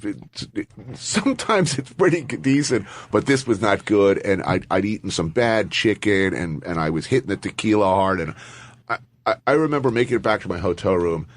And projectile vomiting was such, sort of pent-up repressed power. I've been struggling to hold it down all the drive back from the shoot. And I ran into my room, and it was like such a powerful geyser. I'm convinced it, neatly shot across the room into the toilet and rocked it on its rivets. It was just amazing. Was that the biggest buzz you had on the road doing this show? Korea has to be right up there. They go hard. It's Russia shows that are really, Russia. You can't escape. You can slink away in Korea eventually without offending anybody. But Russia, every shot is personal. I only shoot there every 5-6 years because I can't take it. Wow. I clocked last shoot there. I mean, every meal you sit down on, the Russians are not the most friendly people in the world, but wham, out comes a lukewarm bottle of vodka. And it's not like it's the smooth shit either, okay? There's no P. Diddy branded, no. It's just rough, grab you by the throat. No Ciroc. And there's no, mixers either. I mean, they'll maybe some unsweetened cranberry juice, but you don't mix that. You're not making any friends if you're I'll have a Cape Cod or, that's not going on. Yeah. No ice, nothing. It's shots. And average for me when I was there last was 2 or 3 shots for breakfast, 7 to 9 shots for lunch, and 16 to 19 shots every day at dinner. And they're always personal. It's this is to the Great War and our combined efforts to destroy Nazism and fascism and the death of, millions of people, that stained the battlefields of Europe with their blood and sacrifice. Okay, I'm for that. Whammo, you do a shot. And then it's, this is to the end of the Cold War and hands across the water and avoiding nuclear apocalypse. Okay, I'm for that. And then it's this is to our grandfathers. So by around shot number 19, when you just can't do it anymore. And it's got, now it's, this is to our mothers. What are you going to do? Say, fuck your mother. I'm not drinking that bitch. I love that it starts way up here, and by the end of the night, it's right. Sagging to the floor and just passing out is acceptable behavior. Really? I can't. And they can handle it too, right? Their tolerance is ridiculous. Oh, they just getting smashed. They get it's just okay to get completely blind. I mean, I'm always, it's not am I going to puke? It's am I going to make it out that door before I puke? You know you're going to puke every time almost. by the end of a full day drinking in Russia, it's got to go somewhere. I mean, yeah. How bad are you with hangovers? I'm amazed you can function the next day and get up and travel and shoot. It gets really bad. I don't know at what age it started to get bad, but it gets bad. I'm super careful. If you watch the show, it's always the sunglasses are on and you're just plowing ahead. Yeah, you can tell. You can tell. Like, did I bother to shave? Right. Or, did I even bother to? I saw the zip. Did I squeeze it? Nah, fuck it. His walk is slightly different. He's got the sunglasses on. I try to. It's great. For greasy food, right. balance out that tum-tum. I mean, I drink on camera. I'm not sitting at home with a gallon jug of Wolfschmitz, or peppermint schnapps in front of the tube. Man, it really is a great show. I'm a big fan. Show. No, it really is the best. Telling you. It's filmed amazingly, and you get some good things done. I got nervous when it switched channels. Like you changed shows. I got real nervous. I was like, much better situation. Believe me. The other guys, it was like we have some really exciting ideas for a new season. Really? Be sure to tell them to whatever dumb fuck takes my job after I leave, because it ain't going to be me. Were they exciting ideas, or you didn't think they were particularly exciting? I don't want to hear any ideas. Some of the, the word creative when you're talking to television network is, what you can be sure of, they won't be creative. Yeah. And I just, look, I've always made television a certain way, and I don't like, they were afraid of material. They didn't want me to go to a lot of places because they were dangerous. They're going to be resistant to anything that that doesn't have bacon in it. I mean, basically, those old networks, all they want you to do is like have bacon in every show, and it's not just a cheeseburger. It's a cheeseburger with bacon. And when we come back, we're going to be battling it out for who bakes the best bacon. You have bacon in every scene and rodeos that I'd be fantastically successful. And they had to live with that reality. So there was always sort of pressure to do that. Whereas CNN, when they called up, I have to admit, I was a little puzzled. Why is a international news organization calling me? So I sent them the most fucked up shows we've ever done. I mean, really, the stuff that the other network really hated. And I said, if you watch these and like them, and you still want to do business with me, great. And I have to say, they have honored their commitment. They've given me total freedom. They've helped me when I want to go to incredibly difficult places, Congo and Libya, Iran. I mean, they have experience in those places. So they made it possible for me to do a lot of stuff that nobody else would. And they've never, ever, ever called me and suggested that I talk about something or talk about it in a certain way or discourage me, That's great. That's amazing. No, it's a perfect time. Hard to get that kind of freedom. That's awesome. I've been pretty I've been relentless in my, Sanjay Gupta vaping jokes and, I love I love accusing poor Wolf Blitzer of all sorts of awful, heinous shit. Absolutely. And they've been cool about it. Hey, I forgot. There's one other thing. The kids around the world, that is really starting to get to you when you see the kids living, how they're living. It's the one thing that really bums you out, it seems. I think that would be true of anybody. You get hardened to seeing a lot of misery and a lot of people, perfectly nice people ground under the relentless wheel. It's, I'm a dad now, I have an 8-year-old girl. So, of course, it's that always never fails to upset when you see somebody who could well be your daughter, picking trash or being abused or, exploited or... that breaks your heart. Right. Of course. I think that any parent would feel that way. Do you have hope for humanity as you travel the world? How are we doing out there? We turn shit around a little bit? Do I have hope for humanity? Oh, damn. Maybe. A little bit. Maybe. Yeah. Look, there are more nice people in the world than there are assholes. That's for sure. And even people, there are a lot of people out there who are doing some ugly things who are just doing the best they can for their families. I mean, I think that's an excuse for a lot of bad behavior in this world. But I've been treated well by people very, very different from me who I don't have a lot of common with. I'm not saying that, sitting down at the table with people of opposing beliefs or faiths is going to necessarily cause world peace, but it doesn't hurt, to at least start find some kind of common ground. I think if you turn down the volume a little bit, we stop shrieking at each other, maybe there's hope. I'm not an optimist by nature. But I think I hope and I think we'll find a way to, struggle on. Right on. For a while. Right on. Well, with that, Anthony Bourdain. And the book, don't forget, too, it's called Get Jiro, Blood and Sushi, and it comes out, I guess it was out today or yesterday it came out. Wow. And go to Anthony's website or Twitter for signings if you want to meet him and get a book signed, because there's a bunch of them. He doesn't know where any of them are, but he is doing New York and Brooklyn tomorrow. Yes. Thank you for that. And obviously one of my favorite shows, Parts Unknown, Sundays at 9 on CNN. Can't wait to see the rest of the episodes. Well, where are you filming now? I'm headed to Georgia, the Republic, next, and then onwards. And onwards from there. Could you get me in a Jiro tomorrow? Oh, in Japan? Yeah. Could I? No. Okay. I mean, I would if I could, but that is a very... Call Questlove. Oh, yeah. Every time I look at his Instagram, there he is at Jiro, hanging out. And it's like, does he do gigs out there, or does he just travel there? He likes food. He likes food. He has incredible taste in good restaurants. But yeah, that's a tough undertaking. Roland told there is one other thing. Aren't you setting up something in New York? Some big, huge, dare I say food court, because it's not a food court, but it's like... I'm setting up what will be a public market. Public market. A giant food market where you could buy wholesale meat. There'll be butchers cutting meat and people selling produce and fish. And there will also be dozens of vendors from around the world. That's pretty cool. Selling, awesome, mostly affordable, meaning, you will be able to find, affordable, delicious, I don't like to use a word authentic, but authentic food, just like you might have found in Hong Kong or Singapore or Malaysia or Mexico for that matter.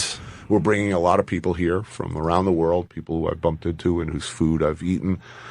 And it'll be a giant public democratic space where rich or poor, everyone will be able to find something delicious and awesome. Where are you doing this?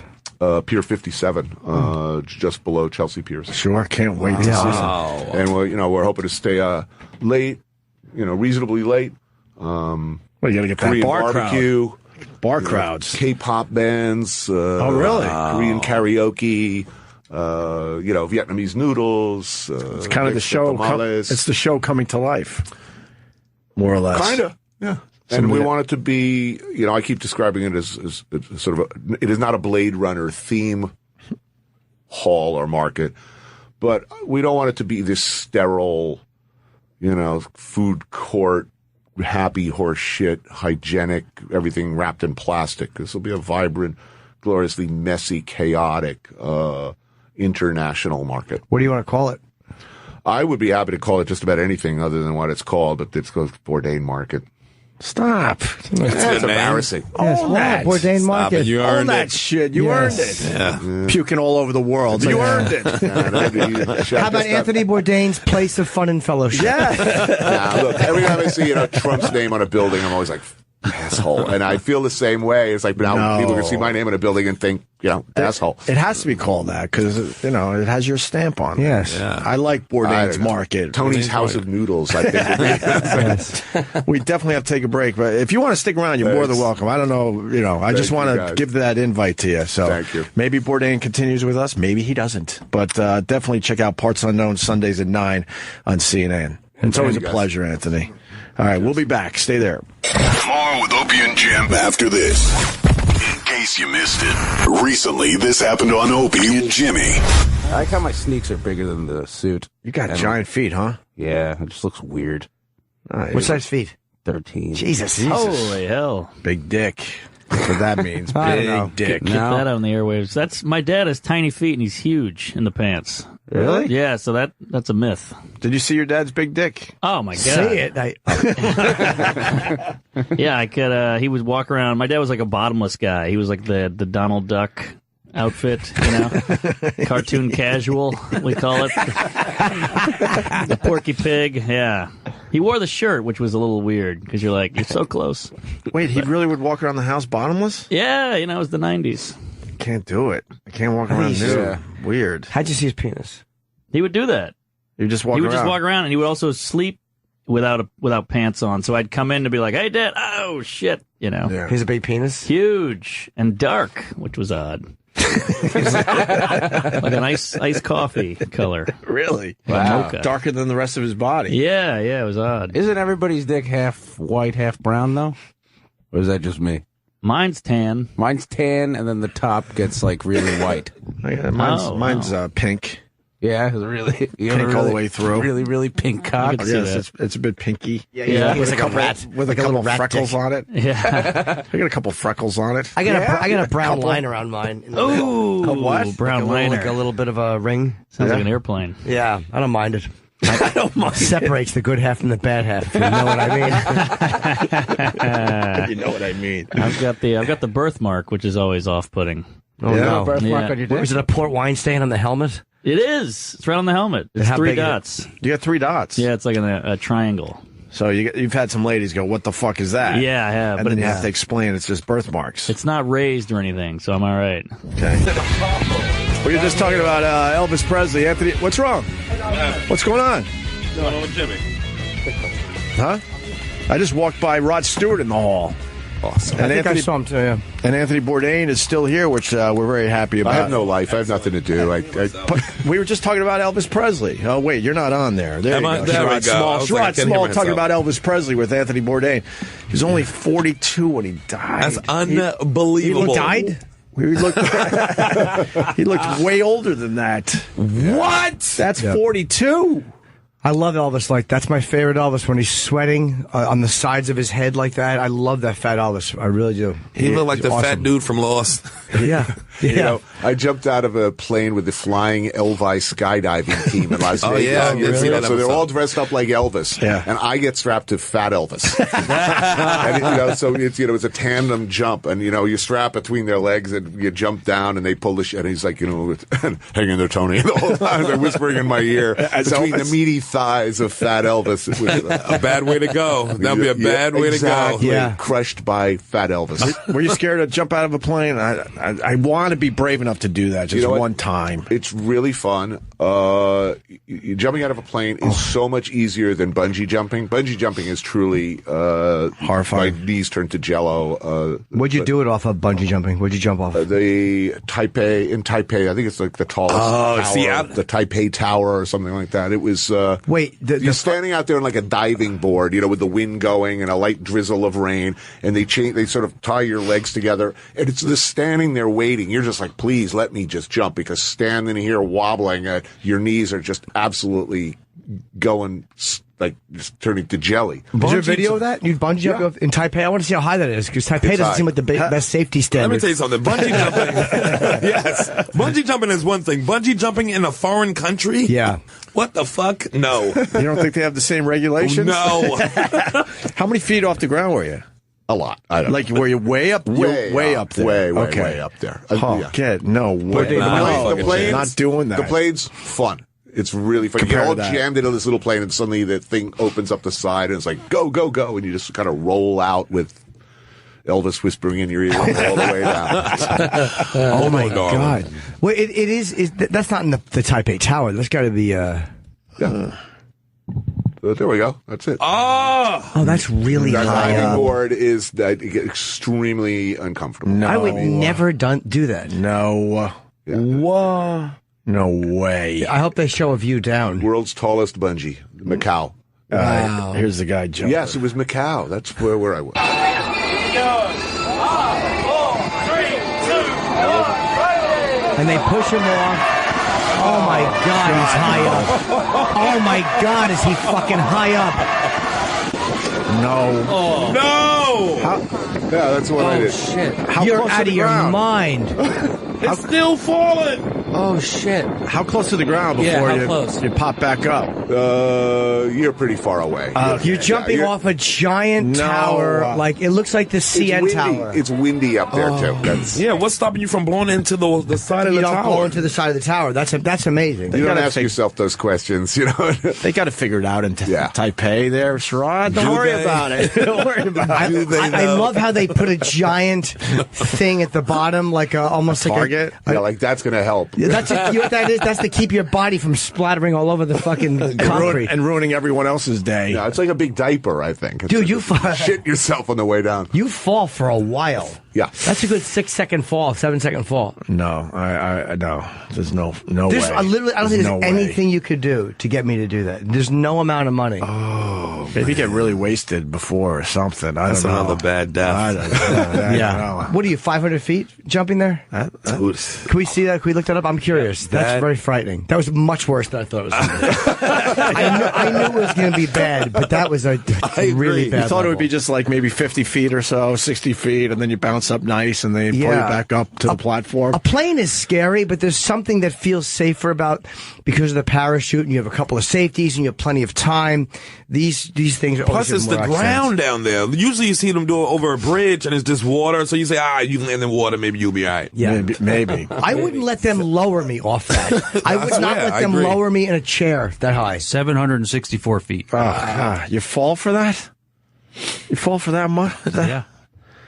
No. You know, after the first 70, it really kind of, that's true. You'll do the job. That's straight true. Seven floors, you're dead, but that's just a horror. That's almost like jumping off the CN Tower, right? That's terrible. Yeah. Did you ever do the Vegas one where you couldn't jump? My ex did that. We were having troubles in the relationship. I've never fucking prayed for a cord to break so hard in my life. She's off the, what's it called? The stratosphere. Oh, yeah. You can jump off the stratosphere. Right. It's about 800 and something. Wow. But that's more of a controlled descent. You're not actually jumping. You're being lowered quickly. Right. Yeah, the rope in this one looks like it could snap at any second. You fell so long. That was the longest descent. What? Do they just tie it around your feet? I mean, you're secured pretty. You are pretty good. Yeah. Does it fly by, or is that the longest? Like, no, it's pretty quick. Oh shit! No. And you bounce back. The bounce back up's got to be horrifying. Oh, good, they're going to lower me. And then you're like fucking halfway back up the. That's where you fuck up your back. You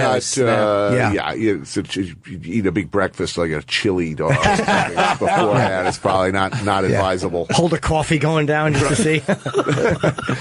Fuck that. Man, that looks scary. What were you saying during the break? Elvis as a crime fighter? Yeah. I think it would be a great film. You know, just that period of time, because he was made, he had this weird correspondence with Nixon going on, and Nixon was like, "Why is Elvis writing me?" You know, apparently, I think he'd get a little loopy on whatever meds he was on, and he'd start writing Nixon about, all these hippies who don't like you, I like you. You know, the correspondence is pretty funny. He said, I'm a positive role model for America's youth. Yeah. You should, whatever. And I think Nixon said, look, make this guy an honorary DEA agent. Right. And as the story goes, he would, Elvis, remember, had a celebrity black belt. You know how he earned that, given his girth at the time and inclinations, is sort of open a question. But apparently he'd go out on raids. So, imagine you get the pound, you're there doing bong rips and, tweaking on, bad coke, and suddenly there's a bang, bang, bang on the door. There's Elvis in his, one of his bad outfits, crime fighting outfits, do a karate pose. Who made something? Sorry, guys. You want to show the video of Bourdain jumping? We're getting there. Oh, terrifying. You're wearing the same shoes. No, we're getting there. Creeping me out. He's setting that up after the Elvis story. So scary, man. You got to think they'd let Elvis go in first just a few times. And then Elvis brings Nixon. He brought Nixon a gun as a gift, and it was loaded. He walked into the White House. That's how white and famous Elvis is. He came into the White House with a loaded gun. Look at him. He looks Is that true? high. Yes. I mean, he looks high there. Look at his eyes. He really does. But he looks fucking. Look at the collar. His fucking collar rules. Elvis looks great there. He's the only one that could pull off that collar. Oh, dude, he's awesome. The belt. No one else could pull that off. No. There's no one better than Elvis right there in that Nixon photo. Yes, look how That's handsome the he greatest is. photo of anyone ever taken. The nerve of him to show up like that. And Nixon's getting a kick out of Elvis. You could see on Nixon's face. Oh, he loves it. Oh my God, he probably fucked Nixon's wife in the broom closet. He's fucking just awesome. Let's go to the. Here's Anthony Bourdain. We tweet all these videos out so you can see what we're looking at. But this is Bourdain jumping from that same tower in Taipei. The camera work on this one's going to be better. But what if your shoes fall off? Oh yeah, that guy looks like a safety expert. What if your shoes fall off? Here's the hard part. Standing up there is this is. I'm not having fun now. Oh my God! Not liking that. Yeah. You're on the top of a tower. Right, but just standing there. Messages to your brain that say, go back. And you're looking down. Even for the TV show, I couldn't do it. You're an imbecile. I just want to jump so bad and get this part over with. Oh, look at your face. Then they drop those cables and you feel a tug. Now, let's do it. Cables go the first. Countdown. Oh, no. Fuck this. Stop it. Oh, I don't even want to see the video. I don't either, because the camera work is... you jump. Oh, get the hell out of here. Face forward through space. And the camera work is amazing. It's showing, it's on his arms. And it's, oh, yes, the so it is 6 seconds. Strangely not long enough. You're swimming through air. And life don't hurt anymore. Wow, and you're flying through. Oh. And it actually looks like you're connected with other cables, too. Okay, that's good. It all Successful. unfolds as you come down. Yes. Oh. That was very well filmed. Very. But I couldn't do it. You look sick. Yeah, no, I can't do that shit. Even for a show, I couldn't do it. I could do a lot for a show. I'm desperate at this point, but I couldn't jump. I wonder if I could do it. I don't think I could do that shit. No, not with heights. I could do things that other people can't do, but I couldn't do that. You know what I mean? Like this, that shit was just frightening. I could barely go in those glass boxes in Chicago at the Willis Tower. Yeah, imagine there he is again. Look at him. Look at that. Look at fucking stoned Elvis. Nixon just getting a kick out of him. Fucking stoned Elvis with his giant collar and his big belt and his open shirt. He's dressed like fucking Dracula. Yeah, he's got a gun in one pocket. He really is dressed like poor Elvis. He's a superhero. Oh, he's just wonderful. Love the Elvis. You imagine being high and you're committing a crime and Elvis comes in with a gun to arrest you? How awesome. There's somebody out there who was arrested by Elvis Presley. Look, it's better than getting arrested by Steven Seagal. Oh, yeah. Drive a tank out of your front lawn and run over your poodle. Was it the drugs or the eating that killed Elvis in the end, you think? Combination of both. Deadly combination.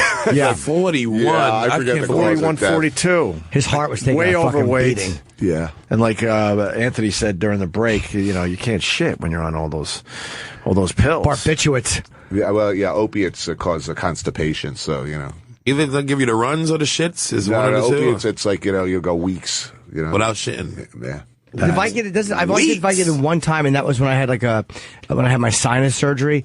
So I had to be on it for pain. I took less than I was supposed to, but they said that really constipates you badly. Yeah. I don't think I only did it for a couple of days. Yeah. I don't know if I noticed I was shitting or not, but that's supposed to be a rough one. That's brutal. Imagine going weeks. Weeks without shitting would be fucking impossible. horrible. Are you following this election? Wow.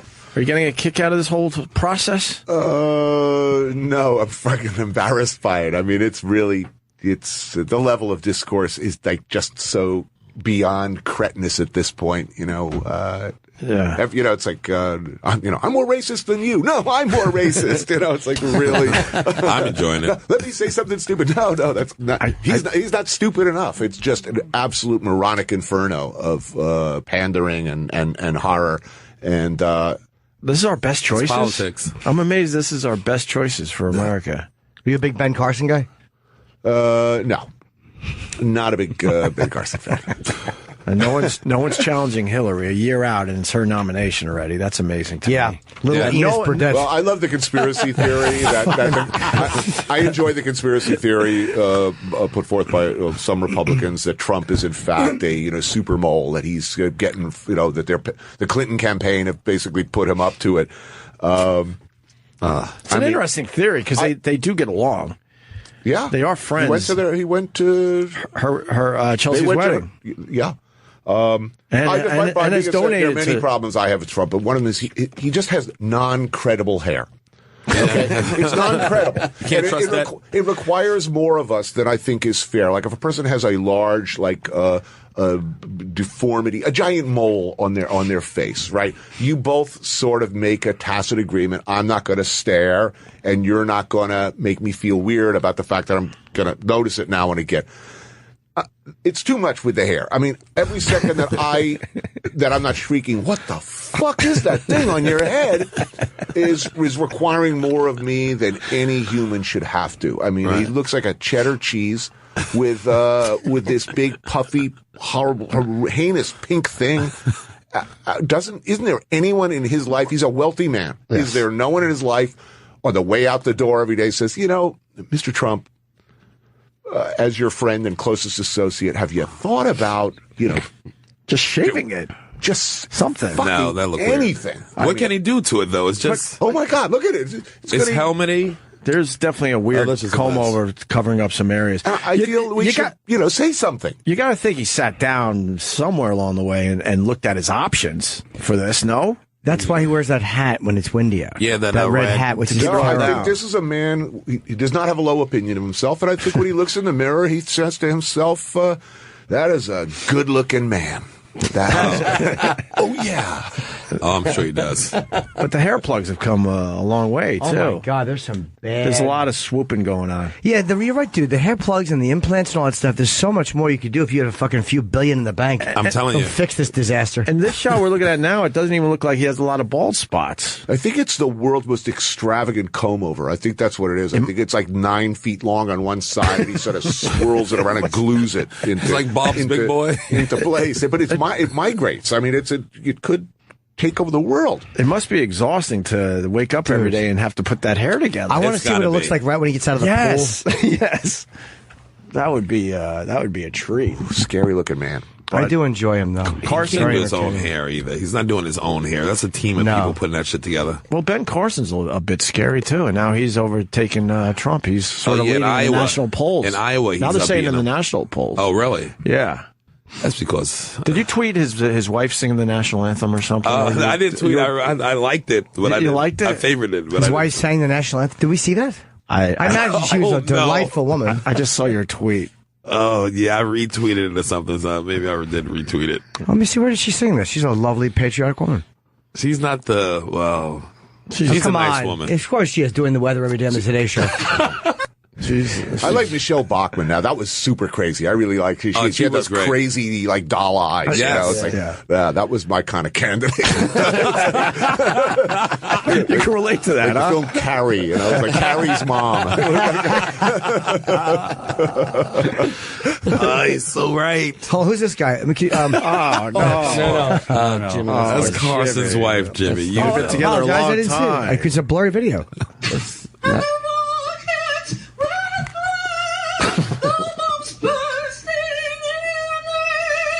I mean, I can't listen to this. Okay. Wait, that's it. I guess she's a soprano. Yeah. Don't do it to me. No, but I'm saying she is, right? Well, she can sing.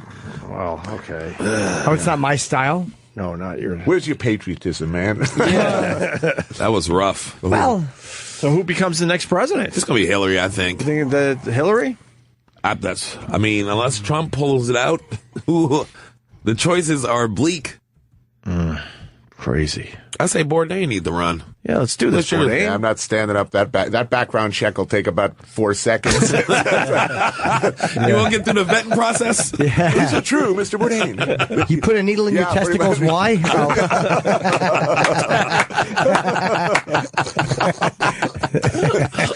Yeah, we're just getting used to the pot thing. I don't know if America's ready for the heroin. Yes. Yes.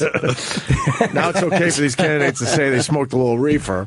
I know Rob Ford got reelected for a while. Right. He had a good run. Isn't he really sick now or something? He's got like stomach cancer or something. Yeah. Oh, really? Yeah, man. He's out of this. He's just gone. He was fantastic. He was so great. He's literally my favorite person. He was fantastic in the history of Western civilization. He rocked. Look at that suit. Look at that running suit. That's how you run for office. That's a fat man who embraces it, unlike Trump Chris Christie. Would look awesome in a running suit. In that, it's like the leisure wear. Yeah, he looks like he sells ecstasy. Yes, that's the right.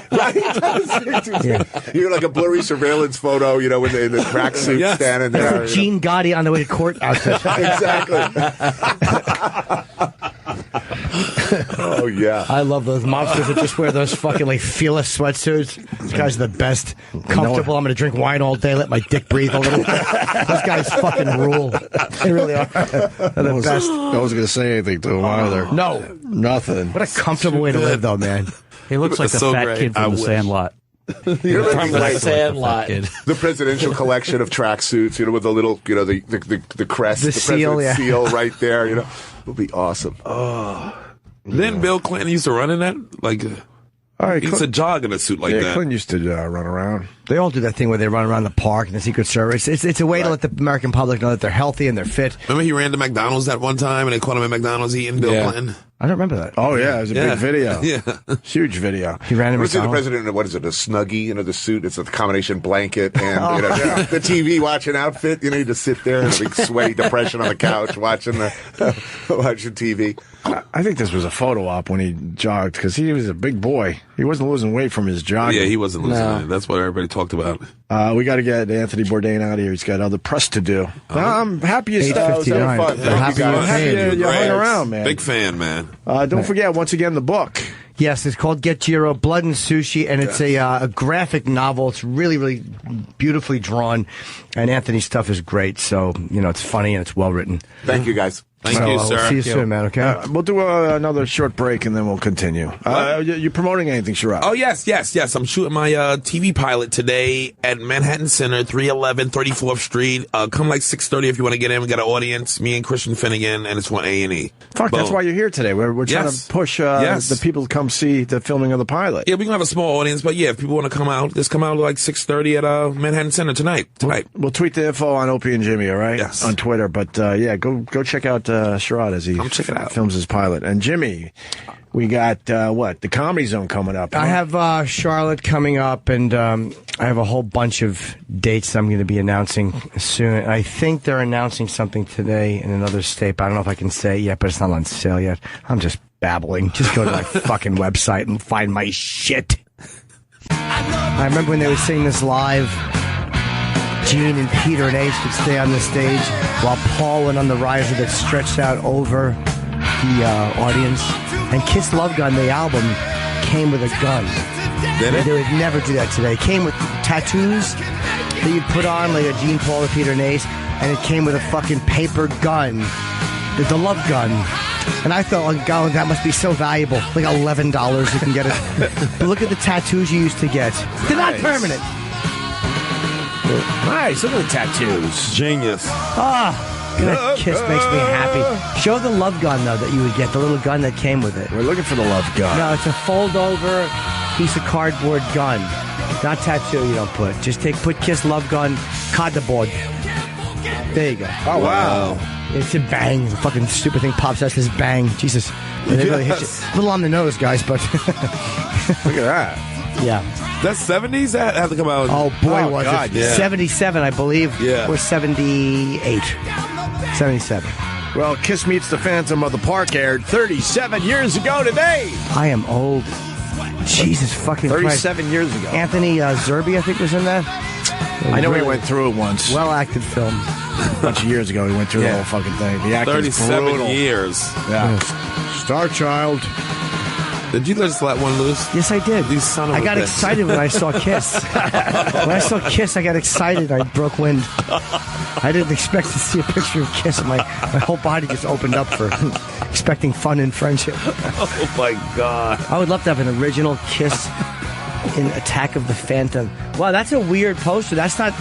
It says, hysterical, kiss-stounding, kiss-storic. Whoa. And it says, the first full-length feature film, which is at the last, will zap you out of your seat. Kiss in Attack of the Phantoms. Awesome. That's not the final name of the movie. I'll bet you it's Kiss Meets the Phantom of the Park. I'll bet you that's a fucking... Hanna-Barbera production. Yeah, you see that? I'll bet you that is a rare poster, or the original poster name, or is that released overseas? I'm asking a lot of questions. I'm checking. I don't know. Was it animation? No, it was live action. Hanna-Barbera might have just... I didn't know they were involved until you just said that. Wow. Not the best graphics. They're thinking of redoing it in the 3D in the Sony IMAX. No. Gene Simmons is a genius, though. Gene Simmons is a genius. Yes, he is. That motherfucker know how to make some coin. Yeah. Yes. Catman, Space Ace, the Demon, and Star Child. Love God. All right. Jason Pierre-Paul signed a contract finally, huh? Yes. Finally. With the Giants. Yes, he stamped the contract. That's right. He did it with his foot. Yeah. He's the guy that blew off a bunch of digits or some of his digits, or I don't know. Can we see the hand? Where's the hand? That's the hand he's right hiding there. it like fucking radar and mesh. Wow. He walked in holding a clipboard. They're like, wow, you look okay. He's like, yeah, I'm fine. I'm just going to sign Lefty. I just want to interrupt for 1 sec. Jimmy was right. Kiss Meets the Phantom of the Park was the title. Attack of the Phantoms. That was the title in Italy. Oh, love it. Change it up early. An original poster signed by the guys. Sorry to interrupt. We'll tweet the picture of Jason Pierre-Paul signing his 1-year deal with the Giants, and you can see his right hand's all fucked up. Yes, he looks like Chuck Nice. He was good for $14 million a year until he blew off his digits or messed up his hand, whatever the official injuries are. They gave him a contract for $1,100. Poor guy. God, it had to be a lot less than 14. You got to think. Yeah, my God, incentive based. The thumb is looking a little messed up. Yeah, the thumb looks a little skinny, like they say part of it. It's awful. And then nothing here, nothing there, and then that other finger looks giant. Yeah, he's a mess. That right hand is a mess. He may still be able to do something, though, but your grip is so... Without that finger, that middle pointer finger... It's weird. Yeah, that little one. It's amazing how much your grip is affected. Maybe he's just that strong, though, where he can still tackle. I think he is. I think it's coming down to his contract's just going to be performance. Exactly. If you make one tackle, we'll give you the $14 million. If you can bring down one fucking person in the NFL with that fucking hand... I wonder what the number is. God, a lot. It has to be so much less. They think it'll boost morale on the team, they said. That's a weird... He turned down $14 million. Like, he's probably regretting that decision. Oh, man. And then he's juggling fireworks. Why would you do that? Do that after you sign. He's got to have the greatest year this when he starts playing, and then the year after, maybe he can get his money back. Yeah, I mean, look. Oh, he's probably going to get traded after that. To who? For what? I don't know. We'll see how he does. Great? He might be great. Maybe he's going to be all right. People play with broken fingers, sprained fingers. Everybody's finger, all 10 digits ain't working every game. Blue as fuck. Did you see photos of that finger? No. When you see his hand blown off, it looked like the worst hand or the greatest pussy. Are you sure that was... I know the picture. I know the picture you're talking about. Are you sure that's him? No, but it was still a great photo. I am haunted by that photo. Look at it. I think it is him. Show it. I will. Okay. Google JPP hand / injury, bloody, Google all those things. Google ouch. That's the first thing that comes out. Google ouch. Fucking ouch. Oh, man. I didn't see this picture ever. It's disgusting. I wouldn't go that far. That's a little bit crass. That's not him. That's definitely not maybe his hand. Hold on. Oh, that's not. Oh, no. Oh, look at that. Yeah, hand. that's actually not him. That can't be it. God, somebody's hand. That makes you want to go to Red Lobster. That looks like a fucking... What a delicious crab lunch with a black thumb on it. Why is there a black thumb in my crab lunch? God, that looks yummy. Are you sure that's not him? No, the bottom it doesn't match. I don't think so. Wait, because it looks like... Oh, man. Who the hell knows? Hold on. Because this is his middle finger here. The human body. And he's got more of that. And it looks like the bottom. Yeah, the hand being blown off has got to be horrible. Actually, he's got a nub. Yeah, the actual picture is brutal. I mean, there's no way that was his hand. Yeah, that's not it. I would hate that. There's no way. Go to that image. What is that? This one? What is that shit? This thing? Oh, my God. What is that, Jimmy? I can't even look at it. It's called, they said that's his hand after the firework accident, but that's not it. What is that? I don't know. It looks like somebody's hand blown apart by a shotgun or whatever. Like a fucking starfish. Yeah, it looks like a starfish. That's not his hand, though. Oh, that's 2 fingers. That's 2 fingers. That's the thumb. It's a mess. It's not good. Man, shit. Life is hard. Life is fucking crazy. Life is a bitch. Yeah, life is crazy. Don't handle fireworks before you sign a $14 million. That's what a terrible. That's like me saying, all right, look, I'm going to do a comedy special, but before we go to sign the contract, I'm going to gargle with a little Clorox. Clorox. What the fuck is Clorox, you non-improving idiots? Clorox. Fucking awful. It's a great improv. Clorox. Fucking B-double-O. Sit down. But you know what, though? It's called Clorox in Italy, so I think they're right. Yes. I saved him. Wow, is that a bad improv on my part? Oh, goodness. I had your back, though, Jimmy. Thank you very much. And life doesn't have to be that crazy. Sometimes you just can't be stupid. How much excitement do you need? Yeah, don't be stupid. You fucking tackled 200-pound men for a living. Do you have to hear kaboom? What the fuck's the matter with you? If you're going to sign a $14 million deal, how about you sit home and oven mitts on and shut up. What are you watching? I'm just watching. I'm wearing Garanimals and I'm in my fucking styrofoam house. And my lawyer is fucking bringing over my contract. I'm going to sign with fucking goggles on so the pencil point doesn't hit my eye. Idiot. $14 million, dude. And Macy's does a wonderful job. Just turn on your TV. Absolutely. What are you doing? Watch the fireworks at home. All right. If you remember, somebody had Instagrammed a picture of the van full of fireworks right before the accident happened. He had a van full. Yeah, he was all in. Yeah, he was. He wanted, Oh yeah, look at that. Look at that. He wanted wall. to put on a nice display for his Jesus friends and Christ. family. The van parked in front of the Oklahoma Muir building was not as filled with fucking explosives as that one. Wow. That's a real picture too, huh? Oh man. Gosh, what are you doing? All right. Very good. Man. I want to ask Sherrod about the blackface for Halloween. What about it? This is another story. Yeah, the teacher do Kanye West? Oh, they're always saying that was wrong? People are under fire. Wrong, Opie. For real? What? Was it really wrong? If it's a celebrity? They would do it to him and his wife when it's Kim and Kanye. I mean, if you're a teacher, you know you're going to get some backlash, right? Oh, no, I get that part of the story. It was stupid. But in the end, as a black man, is it wrong to see white people dressing up with blackface for Halloween? It does seem like the only thing you can't do as a white person during Halloween is go as a black person. But everything else is you can be a zombie, and But Halloween's all about getting the most. Push. It's all about getting the most outrageous costume going, though. Right. So I think it's a push because it is Halloween, and if you can be a dead goblin or something, why can't you just be a different race?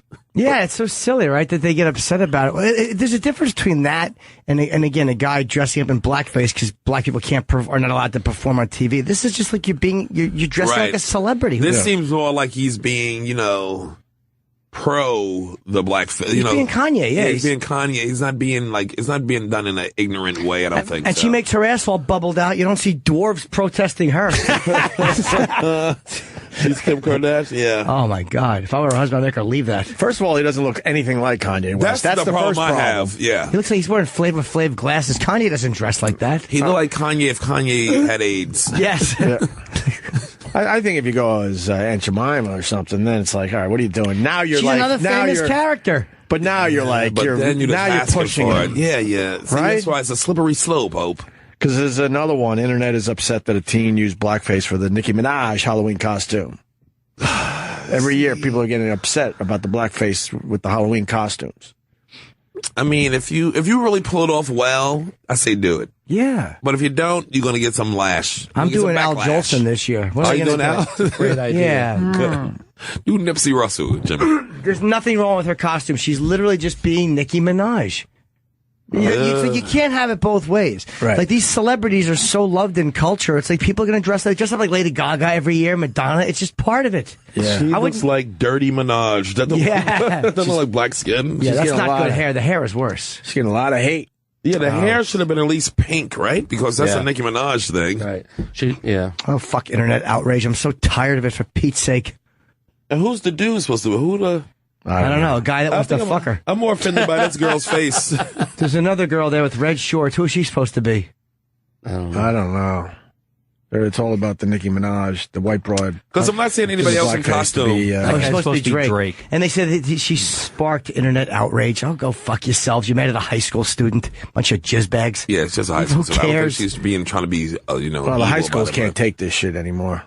They're outraged about everything now. Oh my God. But as soon as you start, I don't know. It's just, I don't know. Is it?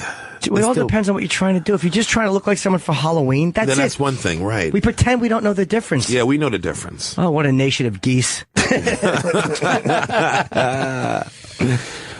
didn't the Drake dude darken up a little? I guess he was a little too scared. Yeah, he knew. He's not stupid. Yeah. Because, I mean, she had to know that people were going to go after her, but I think it's fine. I do too. I don't think she was doing it maliciously, so I don't have a problem with it. It's not malicious. What is this tweet? Arizona student fired from internship after tweeting racist cotton field photos. Our inner nigger came out today. She tweeted that and thought it wouldn't be a problem. You got problems. That's kind of a stupid one. That is pretty dumb. That's good. They put the advertising. It's funny they won't write the word out, but boy, they have no fucking problem throwing an ad on before. Yeah. What the hell's going on? What's going on? There's so there? much music and fun and fellowship. What's happening? A lot of fun going on. There's Jason Paul Pierre. Fucking, I hate his name. It's so long. I always fuck it up. It's a couple of white girls picking cotton in shorts and flip-flops, and they wrote, "Our inner nigger came out today." What are you thinking? That's stupidity. How do you not think that that's going to... That's stupidity. You're going to get in trouble for that. Absolutely. You should get in trouble for that. No, but it's such... I understand why people are pissed at that, because there's no... Like, I don't... What the fuck are you doing? Yeah, that's kind of a fucked up one. But it's not a joke. There's nothing creative about it. It's... Yeah. It's just an intelligent, poignant thought. Sherrod, obviously they should... Yeah, of course they're stupid. Of course they are. They go back a little bit to the start. Let's hear how they got it. What the fuck are they thinking? Let's play this. First on Fox, a woman in the East Valley fired from her job after sending out a controversial tweet. When people saw it, they contacted her employer about it, and they took action. Now, this is the tweet, and it is offensive stuff. We know. It uses the N-word along with some pictures and also her friends picking cotton. The woman who is behind the tweet is now apologizing. Our Ty Brennan just spoke with her. He's live in Gilbert. Ty. Yeah, well, good evening, Can you guys. pause real quick? This is the news. A girl sent out a shitty tweet. Yeah, that's disgusting. That's news. A girl sent out a rude tweet. We've got our crack team on it. What happened? She wrote the N-word. I won't even say it, think it, or read it. Back to you in the studio. Am I fired? No, thank God I'm okay. Imagine this tweet. We can't even show it. The N-word. I don't know what that word is. I've never thought of it. What is the N-word? I wouldn't know. I saw it in a movie once. I walked out. What movie? I can't remember. I erased it from my memory. Thank God. Back to you in the studio. Oh my God, that offensive tweet. Sent out by a white girl, of course. There was pictures and the N-word and cotton. We don't know what the heck happened. Why would that represent the N-word? Was it slavery? I don't know. I didn't go to school that day. I won't look at it. I won't think of it. Fucking shut up already. It was a shitty tweet. Shit. She's a dumb cunt for sending that out. Yes. You're really stupid if you don't think that's going to bother people. Someone contacted her employer. It shouldn't have been on the news. It's not newsworthy. No. It's not contact the employer. What town is this, though? Where are we? Where are they? Where are these people? Arizona? I don't know. Apparently Utopia. Arizona. Fucking. Let's see how they play it out on the news. Controversy, so much so that people decided to hunt down who sent that tweet. Turns out it came from an ASU student. She's 20 years old, and her name is Erica Escalante. Now, I want to show you that tweet one more time that caused all that controversy. It shows Erica and her friend in a cotton field, which goes on to use the N-word. We spoke to Erica today. She is now apologizing for the tweet, which really riled a lot of people up. She's a junior at ASU, and she was also interning at a Chandler-based company called Isogenics. Now, someone found out where she was working. Isogenics? What the fuck is that? No. I don't know. I mean, it's like eugenics. I like that. They fucking kill you after a certain age. What a dumb Mexican she turned out to be. That was a stupid tweet. But I love how the news goes to talk to her. That's a slow news day. A college girl sent out a tweet with the N-word in it. We're going to gas up the truck and send the camera crew out there and give this more attention than when the black reporter shot the fucking people on camera because of... We're going to give more attention to her racially charged tweet than the racial motivations admitted by the black reporter who killed the two white people and then himself. Back to you in the studio, cowards. You fucking cunts. The fucking media, they gave that almost no attention. They had to mention it. I agree. His manifesto was all about race. Yes. And he was a gay black man, and he killed... Was he gay, too? Yes, he was. I didn't even know that part. Well, of course not. They fucking zipped right by that. This college girl sends out one with the N-word, and the whole fucking team is on it. And they buried the other story. But if they found out this girl is Mexican, which she is, they're going to be like, there's no story here. Yeah. All right, let's push play on this. She was immediately fired by that company. Good. Now, Erica told us she is not a racist, just was not using judgment at the time when she sent that tweet. Now, at 20 years old, people are going to say, Erica, you should know better than to use a word like that and post it on social media, which everyone in the world can see. Well, yeah. people have been telling me that, and I do know better. My parents tell me, you need to watch what you post. Everybody tells me you need to watch what you post. And it was just a lack of my better judgment at the moment. I was not thinking at all. And people make mistakes. Everybody makes mistakes. You learn from them. Shut up, bitch. What was the mistake? Posting it or fucking saying it? And besides, I just don't like those people. Yes, fuck her. Fuck you, you dumb twat. I liked her apology, though. She said something so stupid. I love how they're showing her nervous hands. I know. She's like John Candy at the end of Planes, Trains, and Automobiles. Yeah, Barb died 8 years ago. Really? Did she, fat boy? That was a sad moment in that film, though. It was a terrible... I wept like a fucking child when I saw that. And however, I want to fuck Erica Escalante. I would definitely fuck her. I tell you, I would lick that vagina until she yelled that word at my face. Ditto. Fuck that racism right out of her. Right out of her. Right, Sherrod? And then right back into it. The things I do to her. No, I'd fuck... Yeah. It's just it's a non-story. It's a non-story. It's a non-news story. I'm a big fan of the fidgety hands, though. There's a close-up on her fidgety hands. Yeah. But she's embarrassed now. She's 20 and she's dumb. Yeah, she's 20. She said something stupid. Like, all right, so what? We all do. It's like, don't tweet dumb shit. It's like the difference is when I was 20, everything dumb I said wasn't out there for everyone to fucking see. Yes. But it's hard to have pity for her because that's the age group that would be all over you for something else. Yep. So... Yeah. You live by the sword, you die by the... I can never remember that one. You live by the sword, you die by some AIDS. You die by AIDS. Yes. If you sit on a sword without a condom, you die of AIDS. That's what I've been telling myself. Good, Erica.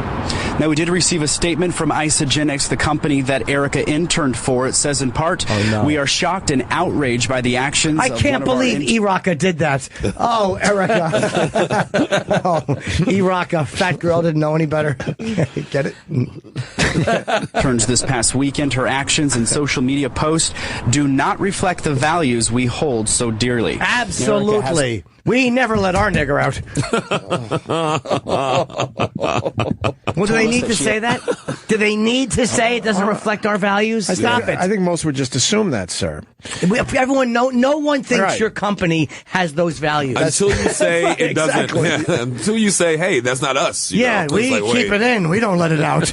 No one thinks your company is for that. Because the intern said it on her Twitters. No one thinks that. Deleted her Facebook as well as her Twitter accounts, but someone out there is still using her picture as well as a Twitter name which was similar to hers to continue to tweet out racial material. She says this whole ordeal has really been a wake-up call how quickly things can get out of hand. She says that she also received a phone call from the dean at ASU. She has a meeting scheduled on Monday. Good. You know what? They should throw her out of college, too. That's what you do. In Gilbert. No, she That's needs what more. you do. Throw her out of college. She needs more education. Absolutely. Get her out of college. She shouldn't be allowed to get an education in that school. No. They will throw her out of college. I'm glad the dean's involved. Of course they shouldn't. She needs more education, not less. The dean should get involved. That's good. God.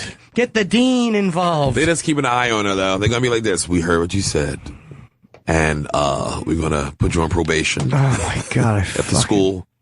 Somehow African-American students. It's so out of proportion. It was a stupid thing. But she's 20. She's not. It's not like she's a fucking CEO of a company. Right. She's a dumb 20-year-old. Dumb 20-year-old. She's embarrassed. Yeah. You know, that's embarrassing to have that. You say something so stupid publicly, you got to carry that with you. That's fucking. You know, there's a certain amount of public shaming that's okay if you say something that because she didn't whisper it and get overheard. She sent that out for everyone to see. So, all right, you're being a fucking idiot, and that's offensive shit. Like, what do you think people are going to see when they read that? There's not even a joke there, really. I like that though. Every time somebody looks up her name now, though, that's what pops up. Yeah. Yeah. The story will end with her saying that she's taking a break from school. You know it.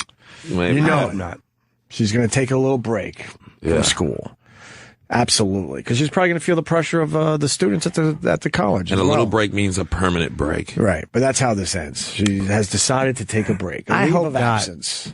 Is that a picture of her in the fucking bikini in there in the middle? No. Forgiven. Wow. No, that's Miss Mexico. Oh. Same name, though. Something I'll never do. Get it? Never mix Mexico. Oh, shit. You should see me on Pop Locking. Good old Miss Mexico. My God. Maybe we're jaded because I'm thinking as comedians, you know, it's like none of it seems to matter. Like you hear something shitty, you go, all right, that was shitty. But for us, it's like, ugh.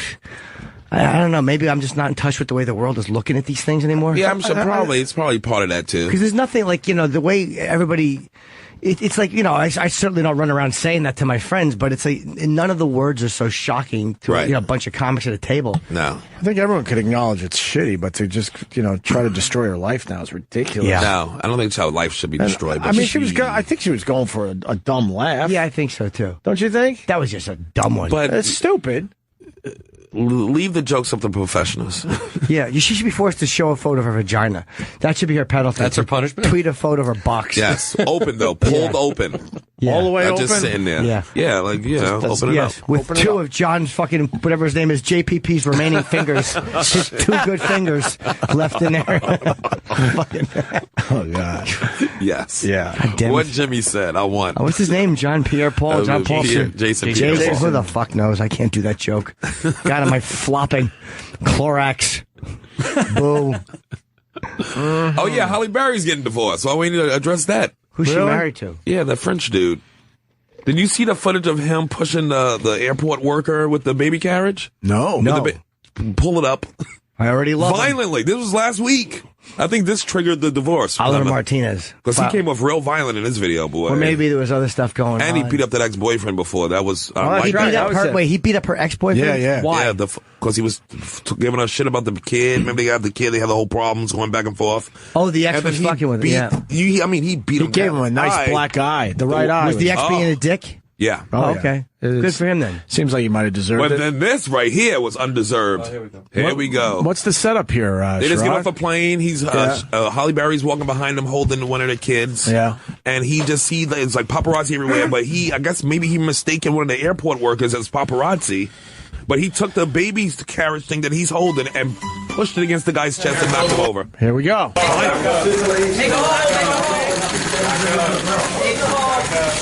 A lot of pictures.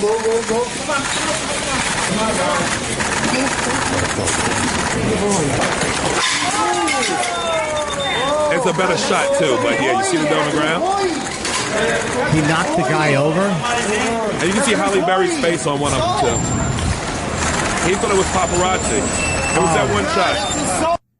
You know what? I mean, look at all those cameras going off. So that's a crazy scene. Yeah, but he knocks over the airport worker pushing a wheelchair. I don't think he did it on purpose. Why did he knock Cab Calloway over? That's fucking. That was angle. I don't think he's trying to just sing Minnie the Moocher as they walk through. Don't knock me down, you low down hoochie coochie. Wow. Heidi, ho! He definitely didn't. It was on purpose. You gotta see a different angle. Look at that guy's shoes. He didn't see that guy as a airport worker with a wheelchair. Let's see what There's happened. no way. I don't see what happened. Let's see the other angle. Show the other angle. Poor guy. Another angle. Poor guy. Oh my God, it's Chris Rock. He looks like Chris Rock. Yes, he does. He looks like Chris. How funny. Oh, God, love him. That's a crazy scene. He was walking this way. A lot of cameras going way. off too. A lot of flashes. Yeah. You can see Halle Berry's face like this. Oh, you made a mistake. Oliver Martinez. Like, why? Oh, you know what? They're guys, no let me see. back up. Back up. Take her home. Come on. Whoa. Come on, guys. Right here. Am I wrong, or was the guy holding his phone out to take a picture of him? He looked like one of the photographers, and he was really close to his left. He just happened to be next to a wheelchair. Go back slow. Look, I know I've heard stories about this guy, but I think he really thought that guy was getting way too close to his family. Oh, maybe. And that he was just another photographer. Oh, but look, I think he actually is taking a picture. Oh, is he taking a picture? All right, well, maybe. He's got camera up. So he's trying to take a picture of Halle Berry. Fuck this husband. Oh, he had a... He's got a camera. Go back a little bit. bit. Camera. Okay, let me see. And he was really close on the left side. He had his phone out. And then he pushes him over with the baby. How about this? If they don't want that problem, how about you ban photographers from that? In the airport... And your employees definitely shouldn't be taking pictures like that. They shouldn't, but you shouldn't get knocked over either. You shouldn't get knocked over. A giant celebrity like that, you take a picture of? And I have a feeling if you want to go through an airport without getting, the photographers taking your shots, they have workarounds for this. But why push over the guy who just has a camera? Exactly. The guy's giant cameras. The guy's really close. He's the closest guy. He was the closest guy, and he cut in front, but It looked like I could see where he made a mistake thinking it was a paparazzi guy. He definitely didn't see the guy having a wheelchair. Right. He didn't see that. No, he pushed him over the wheelchair, which makes it worse because then he's on the ground with a wheelchair. That's never good. Never a good photo op. No. He definitely didn't see the wheelchair. Yeah, we're in agreement there. Yeah. And I don't know. It seems like the guy was really fucking close. And he's got his kids and his wife. Well, that's a lot of temper. How about you coming out. ban photographers? In the airport, you can do whatever the fuck you want. Yeah, you can. Right. Security, yeah, you can Put ban them on them. the street. You're not allowed in here. You're not allowed back here. If we see a camera, we're going to arrest you. Yeah. He was using that baby seat as... Yeah, he's a bit of a dick. What is Halle Berry saying when this happens? Is she like, oh my fucking... They're getting divorced. So you can see in her face, she's disgusted by it. She's like, oh shit, this is going to be a problem. Yeah, she's got to deal with They're it. probably fighting the whole flight. But he didn't even really shove him down. He was just using it and pushing a little bit. She keeps looking over her shoulder. He's going to beat up some paparazzi or somebody. I don't see him being... I don't know. I don't think he was that aggressive with the baby seat. I didn't see the guy holding a phone before, so... Holding a phone. And taking a picture. He definitely didn't see that the guy had a wheelchair. And this guy has a wheelchair because he's going to a plane, obviously. And then he stopped going, holy shit, I want to get a picture of this. And then he's very close, and then the guy kind of uses it as a battering... How do you say that? Battering ram. Yeah. Battering ram a little bit. But he didn't like... The bassinet. He didn't use all force. Yeah, you think the guy took like a fucking soccer fall?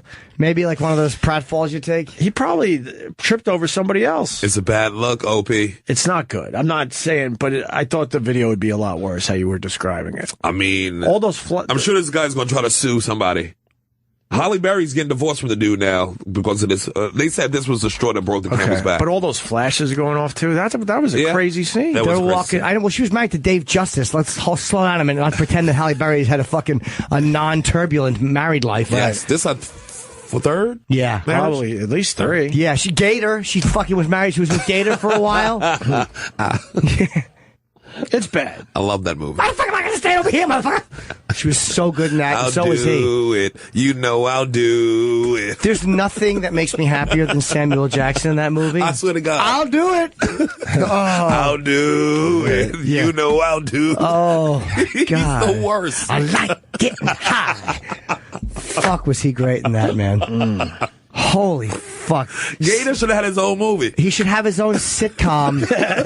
Get him in that movie. Because the rest of the movie with I always figured Annabelle something and Wesley, I didn't give a shit about their love story. Yeah. I cared only about Gator and his family. Yes. And Ozzie Davis and Ruby Dee. And a cracked out Halle Berry. Have you ever seen him, a sweatier man demanding...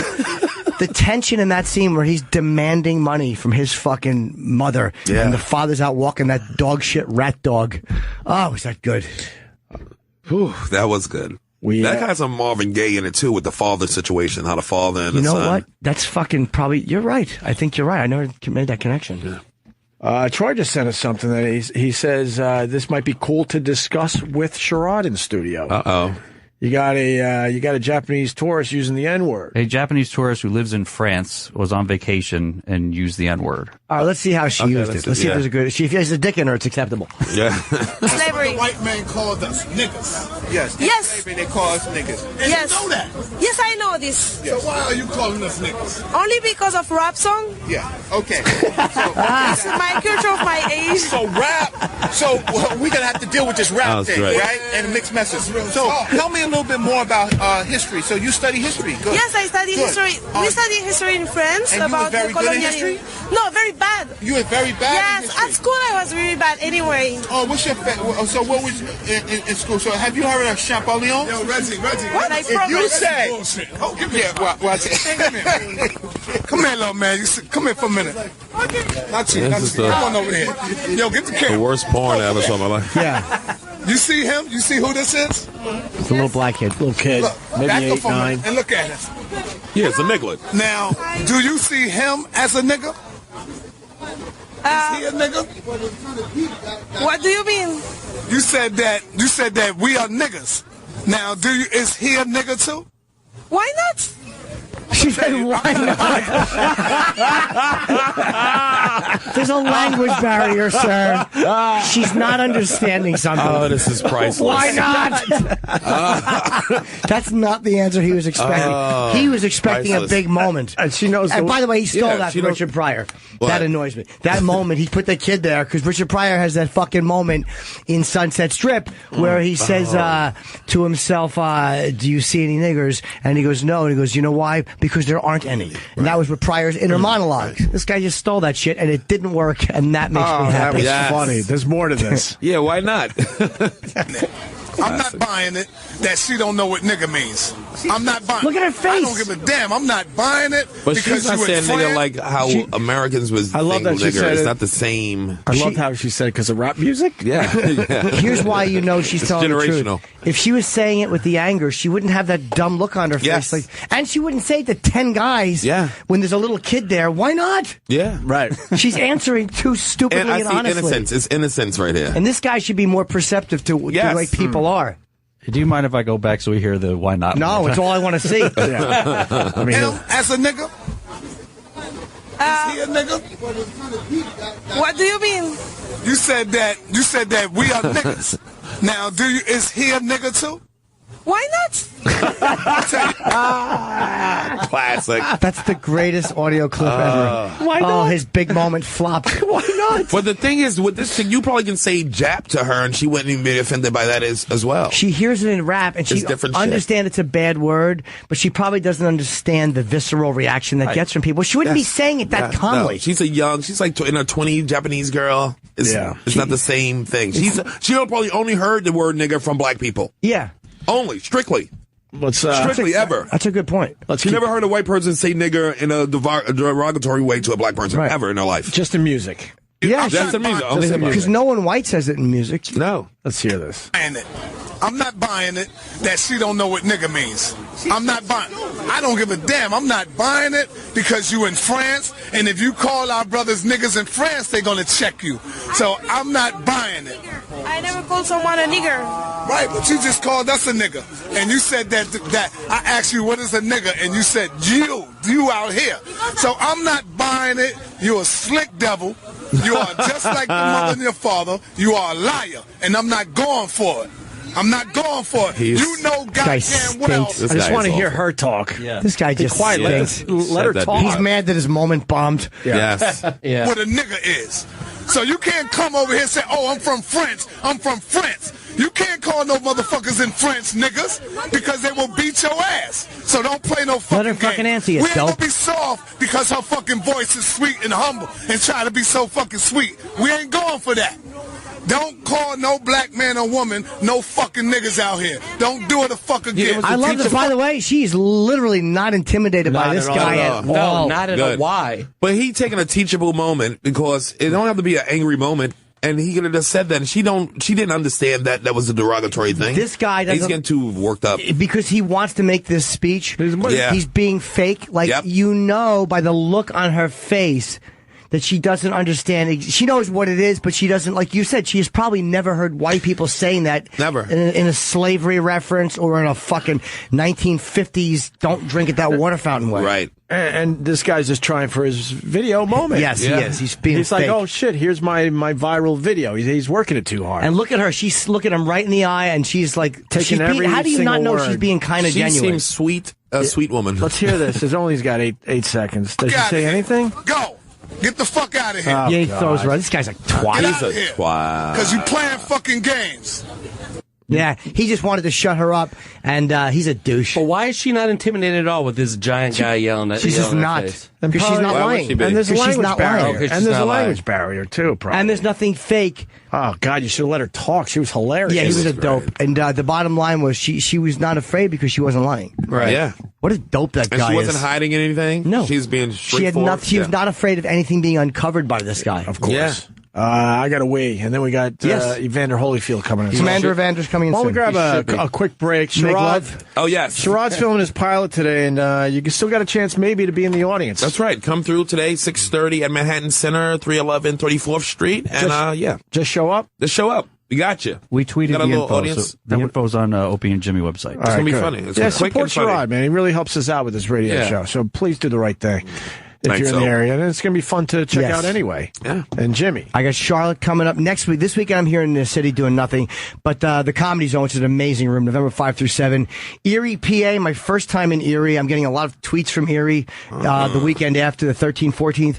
Jacksonville, 19 through 21. San Francisco, December 3 through 5. Scottsdale, the 23rd of January. And Louisville's been rescheduled to February 4 through 6. Erie, huh? Yeah, a lot of places. I've never done Louisville. I've never done Scottsdale. I've never done fucking Erie. I call Erie the Mistake by the Lake. Did they really? I think so. That's what my nickname was, because my mom, dad fucked my mom by a lake. Oh my God. Oh wait, maybe this was the mistake because of Land of Lakes. He fucked her in the ass with butter on his dick.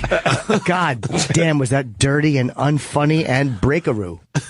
Sherrod Small in studio. Yeah! Race Wars tonight on this channel at 7 o'clock.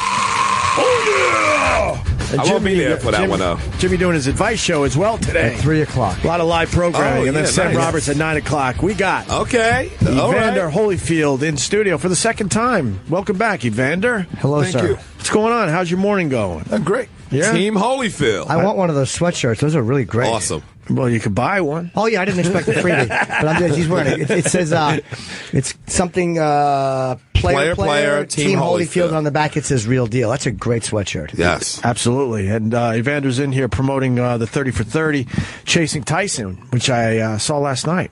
Wonderful, wonderful piece of work there. Oh, nice. It's been your nightmare, Chasing Tyson, and now to put it all out there is pretty.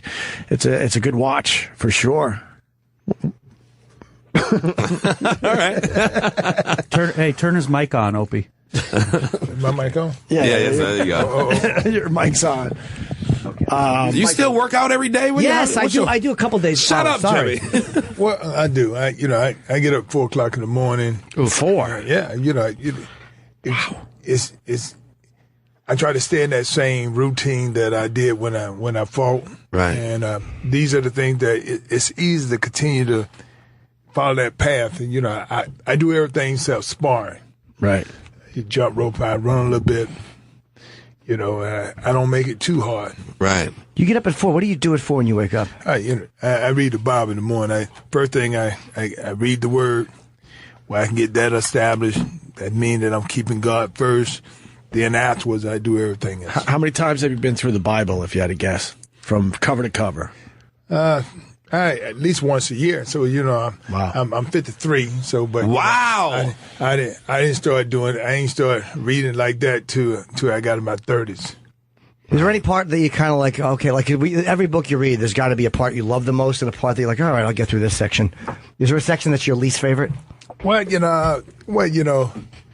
I think the Old Testament, it got, but I found out that all of it's great, because the fact is that the old promises stuff work for you too, and it's good to know how everything originally came about. So the whole big thing is how you got to know how you got in trouble to be able to get out.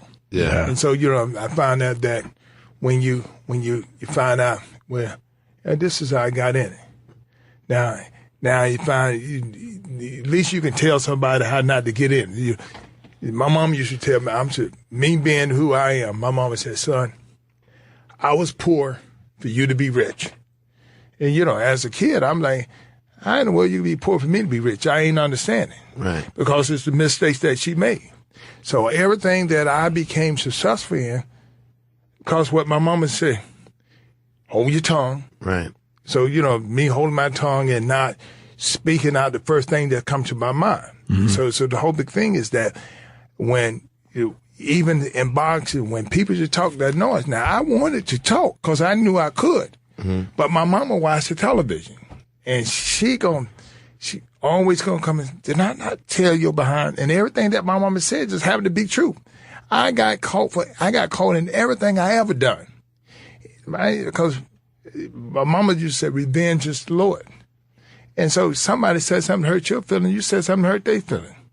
Then all of a sudden, it bounced back on you. You second what it done. The person who do it second always get caught. Was that how you did? Yeah. There's a moment in the Tyson fight when he bit you, and you said you fought the urge to go and bite him back? Yes. I'm getting ready to mess him up. The plan was like, and the only reason why it didn't happen, only reason why I didn't bite him, is because this prophet had told me before the fight, these things going to happen. He didn't tell me. He said something going to happen in your face area, and he said, and you cannot get caught off because they do it.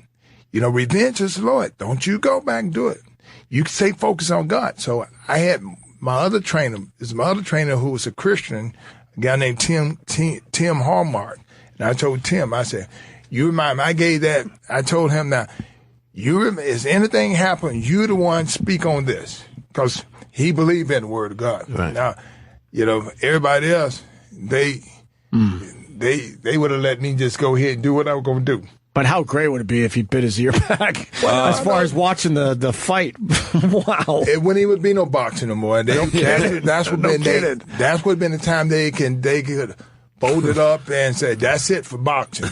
We probably lost the game, the whole sport. It was a great moment in the 30 for 30 because you were questioning your own faith at that moment. And wow, this 30 for 30 is really good. How old were you when you first knew about Mike Tyson? When did this begin? You were like 14, I think. No. The first time I met Mike Tyson, he was 17. And I was 21. Oh, okay. Because he said he knew of you when you were 14. Did he? Oh, well, I don't know how. But my whole thing is like, I was the guy that didn't suppose to. I was good. Right. I was good in boxing. Boxing was my thing. But didn't nobody black know I could box because we used to box and when we boxed at the fairground and people didn't pay the money. This was in Georgia. Yeah. Didn't nobody have no money to go. Yeah, black people ain't gonna go. Yeah. They ain't going to the fairground. Now, all the white people knew who I was, but didn't nobody black know what I was. So I was always popular with the white people, but I was never popular with the black people. Okay. Then when Rocky came out, then they see me doing it. Then they say, and because I lived in the ghetto, and everybody say, "You sucker, do you know you ain't white? You can't be no Rocky." And then all of a sudden, I make the Pan American team, and so my friend didn't even not know my name was Holyfield, because they used to call me Chub, right. Chub. Chub? Yeah. Were you heavy? No. That my mama called me Chubby because she named me after her friend, which was a girl. Oh, okay. So she named me Chubby. So everybody called me Chubby. So all my friends them know I wasn't fat. They say, "What's up, Chub?" Like that. But they thought I was better than them because my mom wouldn't let me hang out at the corner and in the street and dice and all that. I had to go to boys club. So everybody realized that he think he better than us. But I ain't think I was better than him. My mama just wasn't going to let me do it. I ain't want them to see me get killed. My mama going to kill me. Yeah. Wow. Who was your boxing idol? Ali. I was told I could be like Muhammad Ali when I was 8 years old. But my coach that told me, said, but you can't box like him. I said, why? He said, because he do some things that you don't know the reason why he do it. But if you can tell me the reason why he holds his hand down, then you could do it. So I never could find out the reason why he holds his hand out. Because he was so quick. And so when nobody punch at him, if he holds his hands up, is to hold his hand down, they felt they had a chance. So once I found that out, I got in the habit of holding my hands up, shooting. I don't think I was that quick that I was just think about it. You got your hand down like this. Like right. God think he can hit you. Right. But if you faster than him, you catch him. And so that's the reason why he held his hand down. The Laurel Man. Yeah, just lure the guy in. When did you first meet him? I'm sure you met him. I met Ali in '84 after the Olympics. Oh, you got so robbed. What a terrible. I hated seeing that. That was so irritating. Can you describe what happened in that? Because you were absolutely robbed. Well, but the thing is that I was the unknown boxer that was there because the reigning light heavyweight champion from United States. A guy named Ricky Womack. He had just beat the Cuban, he had just beat the Russian, and all that. But the only guy that he couldn't beat me. Right. And so Howard Cosell favorite. Ricky Womack, because he was braggadocious and all this, and he was just, Howard Cosell liked the guys that were like that. Now, I was real quiet. And so this guy, he won the Olympic trial. He beat me in the decision in the trial. So for me to make the Olympic team, I got to beat him twice. But Howard Cosell said, it's impossible you beat Ricky Wonderful Womack because he just knocked out the Cuban, he just knocked out the Russian. The two people who are not coming is a Cuban and Russian. He said, this is the gold medal winner anyway. So I asked Howard Cosell, and I said, did he make the Pan American team? He said, let me see. He said, no. And I said, you know why? He said, why? I said, because I beat him. I beat him twice. And he said, he looked in there, he said, yeah, okay. He said, but did you beat him back to back? I said, well, no. He said, well, that's what I'm saying. I said, well, I beat him back to back. He said, we'll see. I beat him back to back. Wow. And they robbed you of that decision because was that the fight where they said that the referee told you to stop punching, twice. But he didn't until after. Right. Yeah, he said it after I hit, after the punch had land. Actually, he even counted the guy out. Right. He counted the guy out. Then he thought about, if I disqualify him, then my guy get the gold medal. That's what they did. Wow. It's pretty obvious. He said stop after the punch. After you could see his mouth. How do you live with that, knowing that you just got robbed? I don't know how you wrap your head around that. Well, you got to understand. I grew up in the ghetto. Everything went against me. Yeah. My brothers and sisters even did the same thing. It seemed like everything bad happened to me. But my grandmama always said, it's attitude. You have a good attitude now. Forgive and leave it behind you. Now, you got to think that in that time, we had 9 gold medals, 1 silver, and 1 bronze. I got the $1 million contract. I got the ABC contract because I helped my mouth, and Howard Cosell talk about, look at him, look how he stand. I didn't powder anything, and the guy pulled me up and raised my hand and all this and stuff like this. I wasn't mad with the fighter because it's not his fault, right? It's not his fault. And he knew you had beaten him, though. It seemed like when he raised your hand, he knew you won that fight. And also, it becomes a bigger story because you got robbed, so you get even more headlines out of that. And that's because people ask me, how did I get so popular? I said, well, I said 2 Super Bowls. I opened them up. I fought on Super Bowl day on ABC television because ABC was on ABC, and I had an ABC contract. The Wide World of Sports that time, right? Yeah, sure did. I'm saying, so I didn't even, with me being a kid, I didn't even know that on ABC is all around the world. Yeah. When I won my first world title in 1986, when I went to Paris. The people know I went to Paris. I don't know what they were saying. I just know they was like, and they start blowing their horn and got out their car and stuff like that. I ran in a restaurant, and somebody said, "You Holyfield?" Yeah, they said, "Oh, they seen you on ABC television." I said, "We in Paris, ain't we?" Said, "Yeah, they watch Wild World Sports," and I'm so all these fights that I fought on ABC television, they've been sending me ever since I was a kid. Who hit the hardest? I mean, you're ranked, I think, 77th on the all-time, I guess, puncher. I don't know how accurate that list is, but who hit you the hardest, and who was number 1 on that list? I'm going to guess Ernie Shavers. Is that Foreman's got to be up there too? No. They asked me who hit me the hardest. Yeah. And I tell them, I say George Foreman.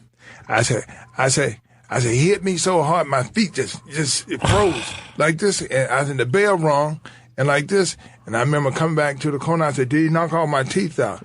And they say, "No, you all right, but in the game." Even at that age, Foreman hit harder than anybody else. I hit with the heart. I'm talking, everything just froze, just stiff like that, like this, and then in 2 seconds I started moving my knees. Then all of a sudden everything coming together. Came back. And so after that, so it was the 12th round. Now that's the end of the 11th round. Then the 12th round, so we moved because the title of the battle was a battle of the ages, right? Because I was 29 and he was 42, and what happened? Everybody said, why did you hold the old man? You had to hold the old man. I said, yeah, but I beat him. I said, I beat him 11 rounds. I said, so you know what? I ain't gonna get knocked out in the last round. I said, no. How in the world I'm gonna win 11 rounds? I'm gonna let him, because everybody, they were arguing about you held them in the 12th round. I said, well, yeah. I said, look, I don't beat 11 rounds. I said, I said, I held it. So he still hits that. That's really. He still hit that hard at 42. Yeah. And in the 11th round, that's when he hit you with that punch that you thought? Yeah. So that was well into the fight. And well into 42 years old. But then all you got to do is look. You see, the guy that beat me was what is the boy from Detroit? Riddick Bowe? Not Riddick Bowe. Michael Moore. Michael Moore. Oh, right. Michael Moore. Now he knocked Michael Moore out one shot. Boom. That's it. Everybody. And Michael Moore said that was lucky. And I said, Mike, it's real simple. It can't be lucky if he's trying to hit you with it. I said, but you did he did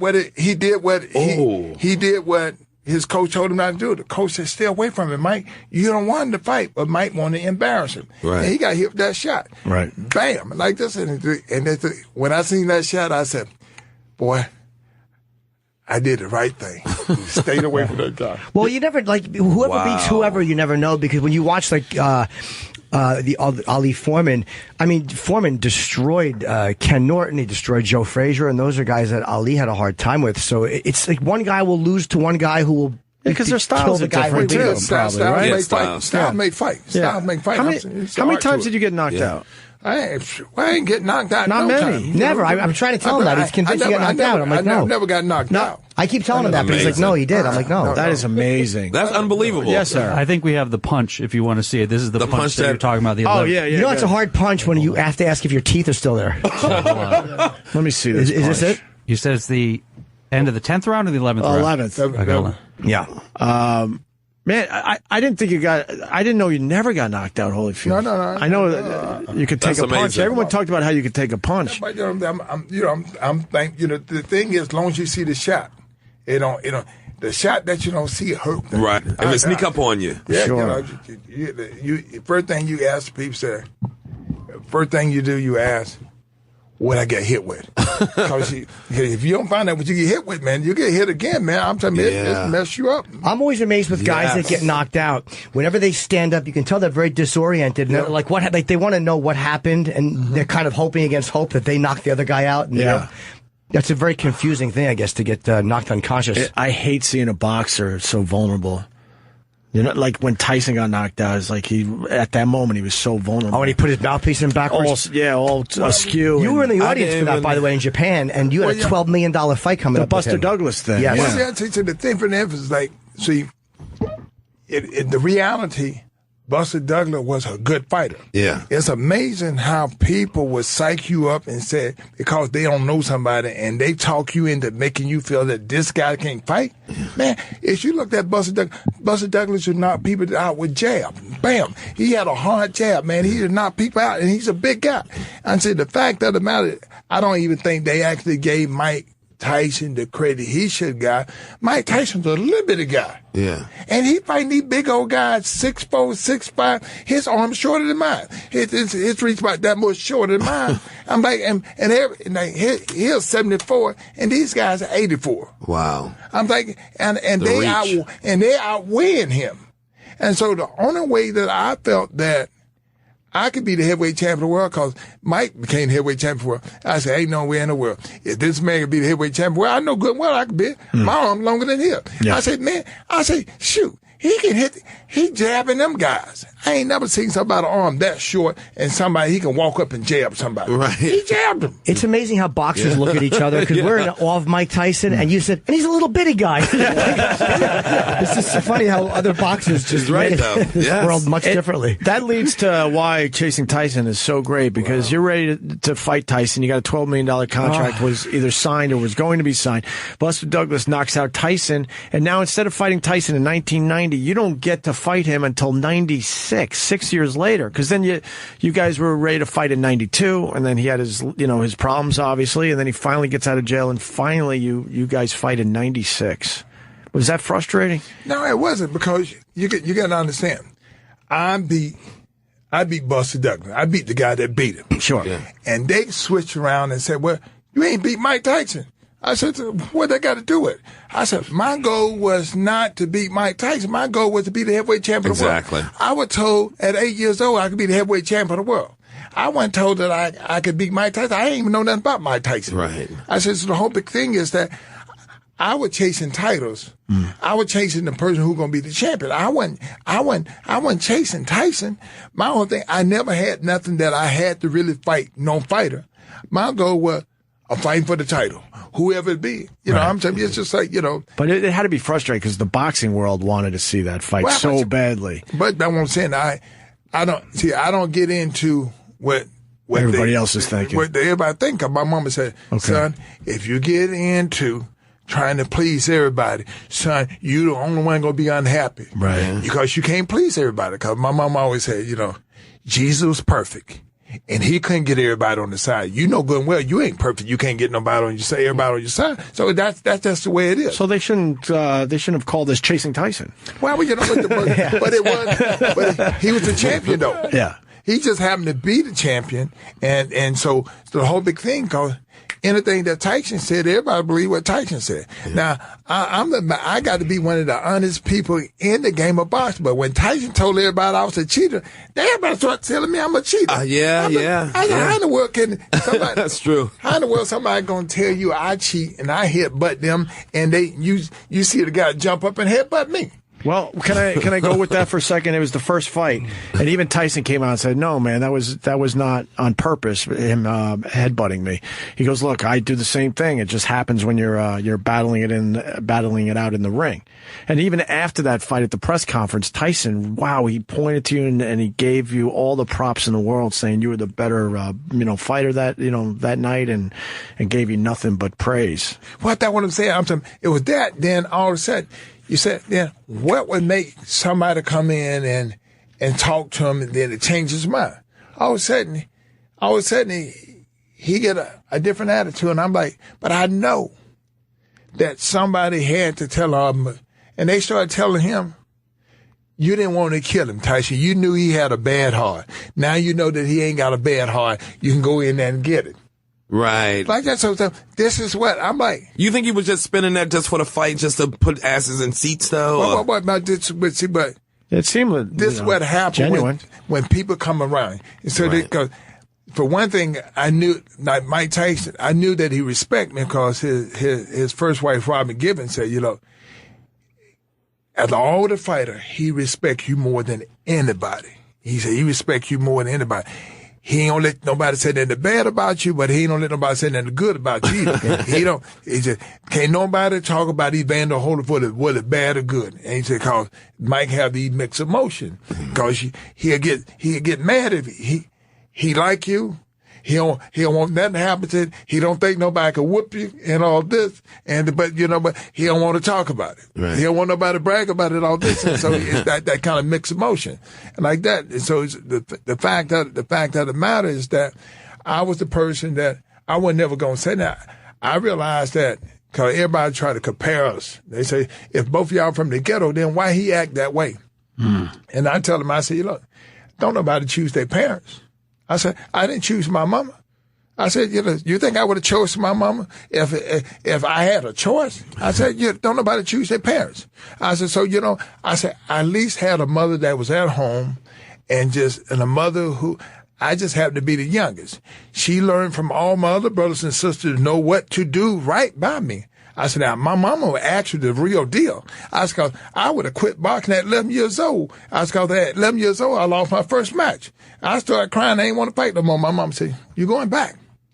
I said, she made me go back. Oh. I said, that guy beat me again. I had to go back again. I said, until the day that I beat when the day I beat that guy, I said, Mama, I beat him. I was so happy. My mom said, you ain't got to fight no more. I said, but I won. And my mama told me, said, son, in life, if you quit because things don't go your way, you'll never reach your goal. Then you not say you want to be the heavyweight champion of the world? Yes, ma'am. Okay, then you don't quit. Then when I turned 16, it was prom time. So I didn't want to go to Canada to fight. My mom said, what do the prom have to do with being the heavyweight champion of the world? And so all of a sudden I had to go, instead of going to the prom, I had to go to Canada to fight.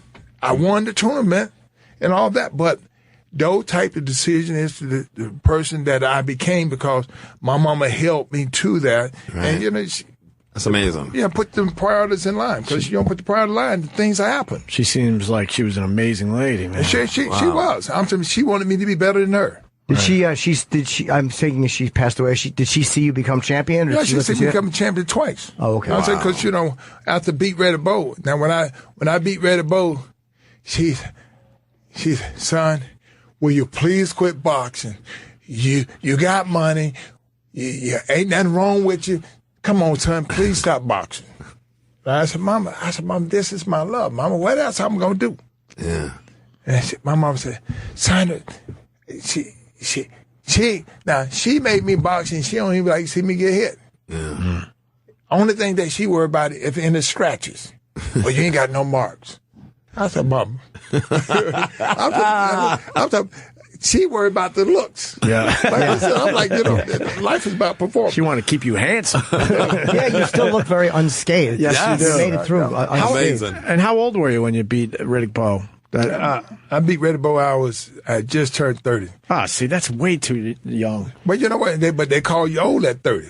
I remember when I turned 30, they said, "This old man gonna get back in the ring against Reddy Bow, who twice his size and all this big boy like this." And I beat him, and then everybody calmed down and said, "You know what? He can really fight because most people think you ain't no comebacks.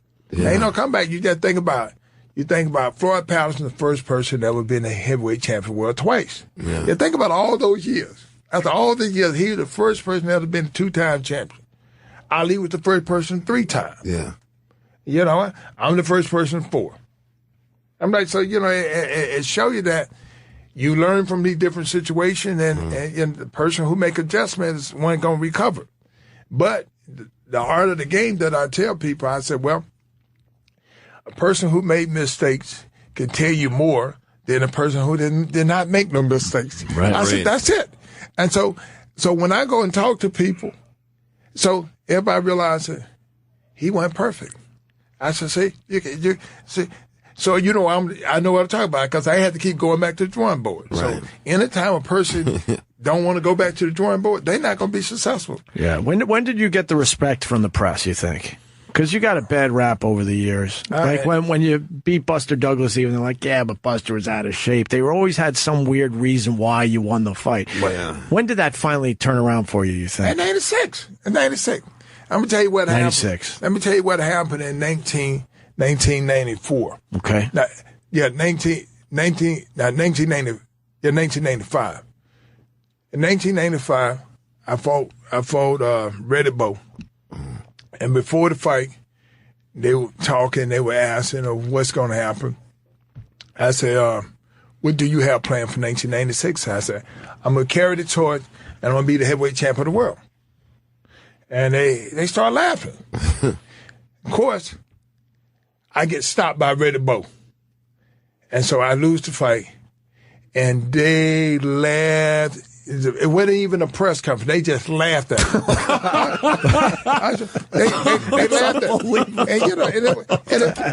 And I didn't get mad. I didn't get upset. Right. And I told them, I said, well, I'm still going to carry the torch. I'm still going to carry the torch, and I'm going to be the heavyweight champion of the world. Now, here it is, 1996.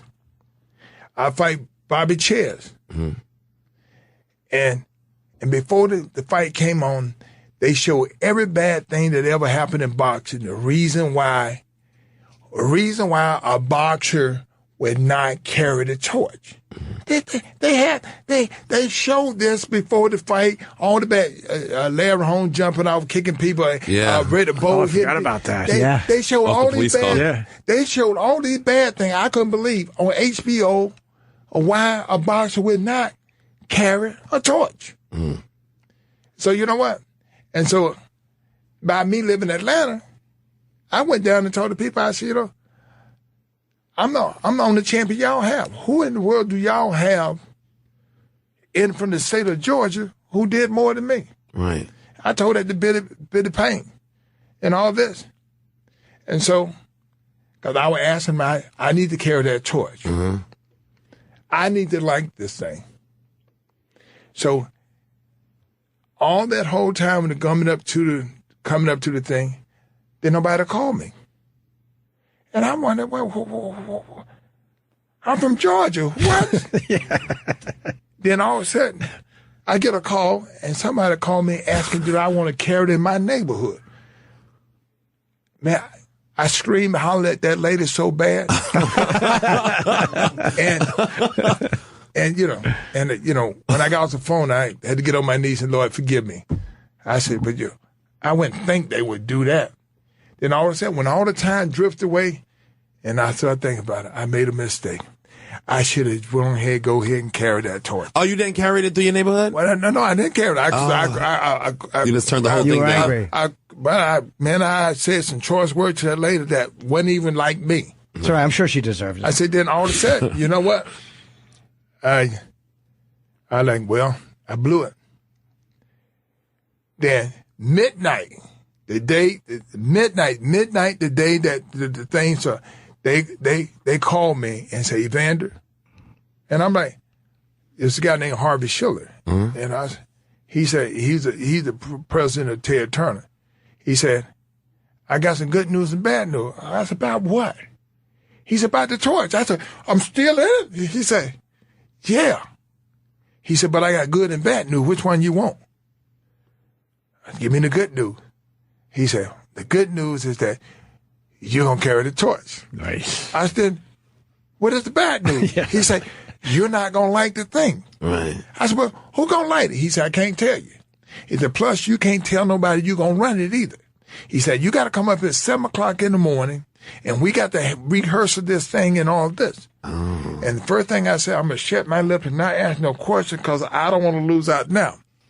And so, and what happened? What happened? Oh, we know what happened. I came that morning. They told me you're gonna get more time. You're gonna be the first person that they gonna see with the thing in the stadium. And we went through this thing, and it was amazing. Everybody didn't do what they're supposed to do because it's a little tunnel. It's about 7 feet, and I'm in there, and they lit it in there. But they got water sprinklers in there. Oh.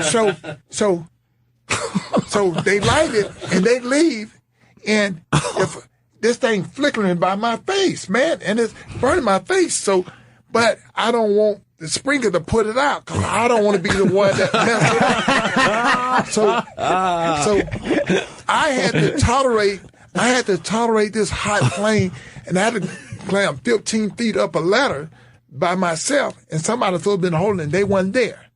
And so when I climbed up there, I get on top, they tell me 7 seconds, and I do 7 seconds, then he's told me, don't go the wrong way because you'll fall off 15 feet. So, so I'm looking to what direction to go, and I come out and see that beautiful girl there. Yeah. Now I'm supposed to pick her up when I come out. But everybody was white, and I couldn't tell who was who. Right. We all look alike. And one thing when just me and her, then so she was sitting out there with all the athletes. So she's sitting out there. She's from Athens, and she with all the athletes. So when I come around there, it's dark, and I come around here, and I don't see her. So I got my hand like this. I'm like, please, somebody come like this. I'm doing like this, and then finally this girl come out. I said, I don't know if this her, but come on. Yeah. Let's do this. So we run. So we light the other torch to the thing. Now, she fighting over the torch. She said it's her torch. So she's trying to take it away from you. Yeah, because after we lit Jana Evan girl, after we gave it to her, and she said the torch is hers. I said, no, it's mine. And she started crying. She said, no, it's mine. And so, I love this. Now, we're in Atlanta. Yeah. We're in Atlanta. It's your torch. It's Atlanta. So, we're in Atlanta, and in Atlanta, they always going with the woman. So these guys said, Evander, go ahead and give her. We'll give you another one. I said, no. The fire was on this one. You give her another one. And she wanted this one. So she grabbing it. I said, look. And so the guy said, come on, man, don't be that way. I said, look, let me tell you something. You get the torch and I light it for her. I said, but the torch was on this one. I'm not going to do it. And they started getting mad because they were on her side. Right. Because they trying to get a relationship with the girl. They're trying to smash. They're trying to smash. I get it. I'm like, say, man, I can't believe y'all going to throw me on the bus like this. I said, I don't care about her crying and all this. I said, look, I had the torch when you came here. You didn't have one. Just like that, she got a torch by herself. I like her. She going to keep hers. Right. I said, you don't have one. You get the other torch. And these guys they were trying to, I ain't give it up. And like this, so they was upset. Then afterwards, now, all of a sudden, I look, it's Ali. Right. So when I see it's Ali, I said, oh, Lord, thank you. I was called, they were saying that a fighter wouldn't carry the torch. I said, we had two. That's good. We got two. And so that kind of symbolized the passing of the torch. Oh. So now, when all this thing was over, I ended up fighting Tyson. I stopped Tyson. I beat Tyson. So everybody was talking about. And so when the press conference was over and we were talking, everybody was talking about and all this. And I walked away and I came back. I said, let me tell y'all something that y'all don't realize. I said, do y'all remember in 1995 y'all laughed at me? I told y'all I was going to carry the torch.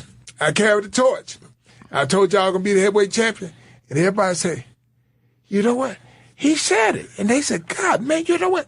I said, but they had forgot about it. Yeah. I said, no. I say, it's just real simple.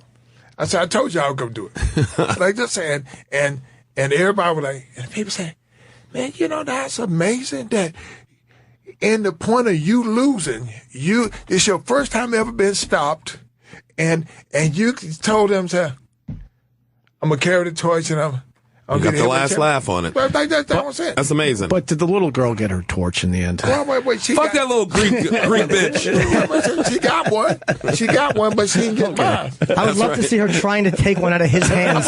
She was doing. I was doing like this. I was like this. He just held it away from her like a child. Can you imagine you're fighting over the torch in that moment? That was my torch. I'm just trying to tell her. I said, look, it's mine. Yeah. And it ticked me off with the guys. The guys, come on, man. You know, go give it to the lady. Fuck that. You still got the torch? You still have it? Yeah, I still have it. Still lit. How did you feel about when you saw Ali? It was the guy they gave it to. You didn't mind not being the one who actually did that thing. Well, because Ali did so much. Do you know? When I sit here, like I'm listening to everything they were saying, he was the most recognized athlete ever been to the Olympics. And they show all this humanitarian work. And so it shows you that in America don't speak about that. They talk about this thing, these other things. But they talk about everywhere he go to the country, all his humanitarian work. Mm-hmm. And so the fact of the matter, so I realized that, okay, this man bigger than what America think about it. Yeah. Because he do all this other work that they don't even know anything about. They don't even recognize it. Yeah. So I realized that he passed the torch on to me, and then, you know, of course, after I retired, you know, I do pretty much the same type of work that he do. I go to these different countries. I help out these refugees and all this. It's like what been given to us. If we got the spotlight and we could position ourselves in ways to help people bring more attention to a cause that will allow other people to be able to help. Definitely. Right on. What a great story. That is great. And the inside stuff. And the special that we're talking about, it's really great. It's called Chasing Tyson, and there's a lot more in it than we even discussed. There's too much stuff to talk about in a short interview. Tuesday, November the 10th, 8 o'clock on ESPN. It's a 30 for 30 Volume 3 finale.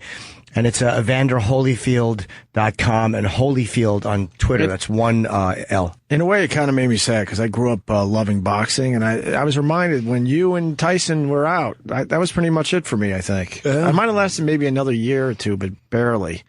I mean, you guys were the golden age, man. They carried it. Oh, God. Yeah. Starting with Ali all the way up to, Tyson and Holyfield. What do you think now? Like, what do you think about the boxing world now compared to, like, UFC? Is it a future in boxing now, or is it going to be extinct in a couple years? Well, what it is people like myself, me and Mike Tyson, all these other fighters, you got to pass the knowledge on.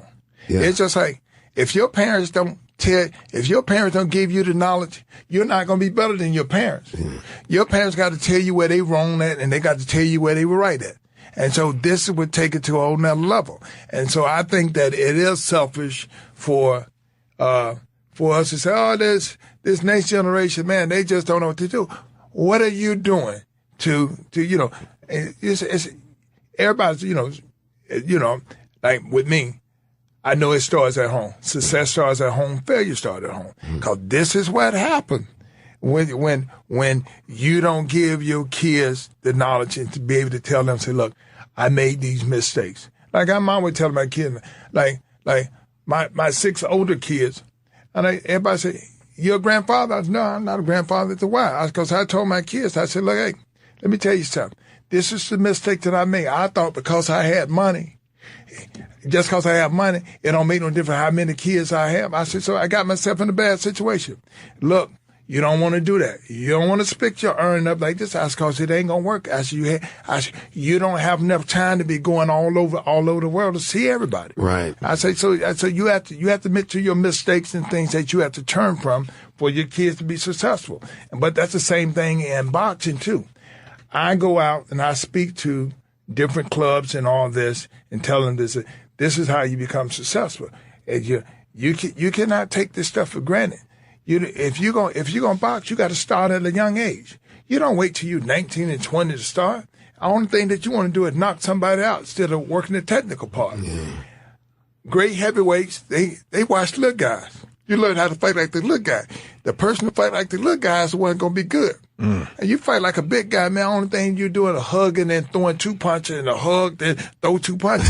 I'm like that. Don't nobody like that. They like technicians. Yeah. And you look good if you knock somebody out, but y'all be holding, hugging, wrestling, and all this stuff. People want to see somebody get knocked out. They want to see some combinations like that. And so these are things that you learn from the little guys. Mm.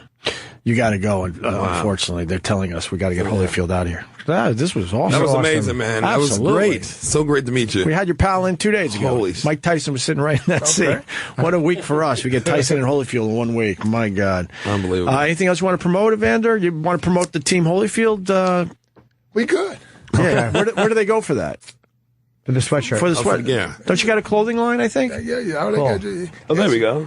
Yes, we're going to work out a little deal for me to get one of these in a small. That is a terrific sweatshirt. I love that sweatshirt. That's really nice. I guess if you go to EvanderHolyfield.com, you can get there. Yeah, there's a shop. And on the EvanderHolyfield.com, there's a great shot of him, I think, punching Foreman. They don't show the Foreman punch that almost knocked his teeth out. They're showing him really crunching George's face. Oh, boy, are they. All right, we're done. Sherrod, thank you. Sherrod will be back later tonight doing some more live programming for us with Race Wars with Kurt Metzger. Oh, I won't be at Race Wars. I'm doing the TV pilot tonight. But Race Wars will be on. Yeah, Kurt's doing it. Yeah. He'll do fine. He'll do fine. And My Advice show's today at 3. Yes, and Manhattan Center though at 7 p.m. Come at 6:30 if you want to be part of the new show that I'm doing, the pilot TV show. Yeah, you get to see freaking Sherrod filming his pilot today. Behind the scenes, it's fun stuff. We got the info on our Twitter, Opie and Jimmy. Thank you guys. We'll see you tomorrow.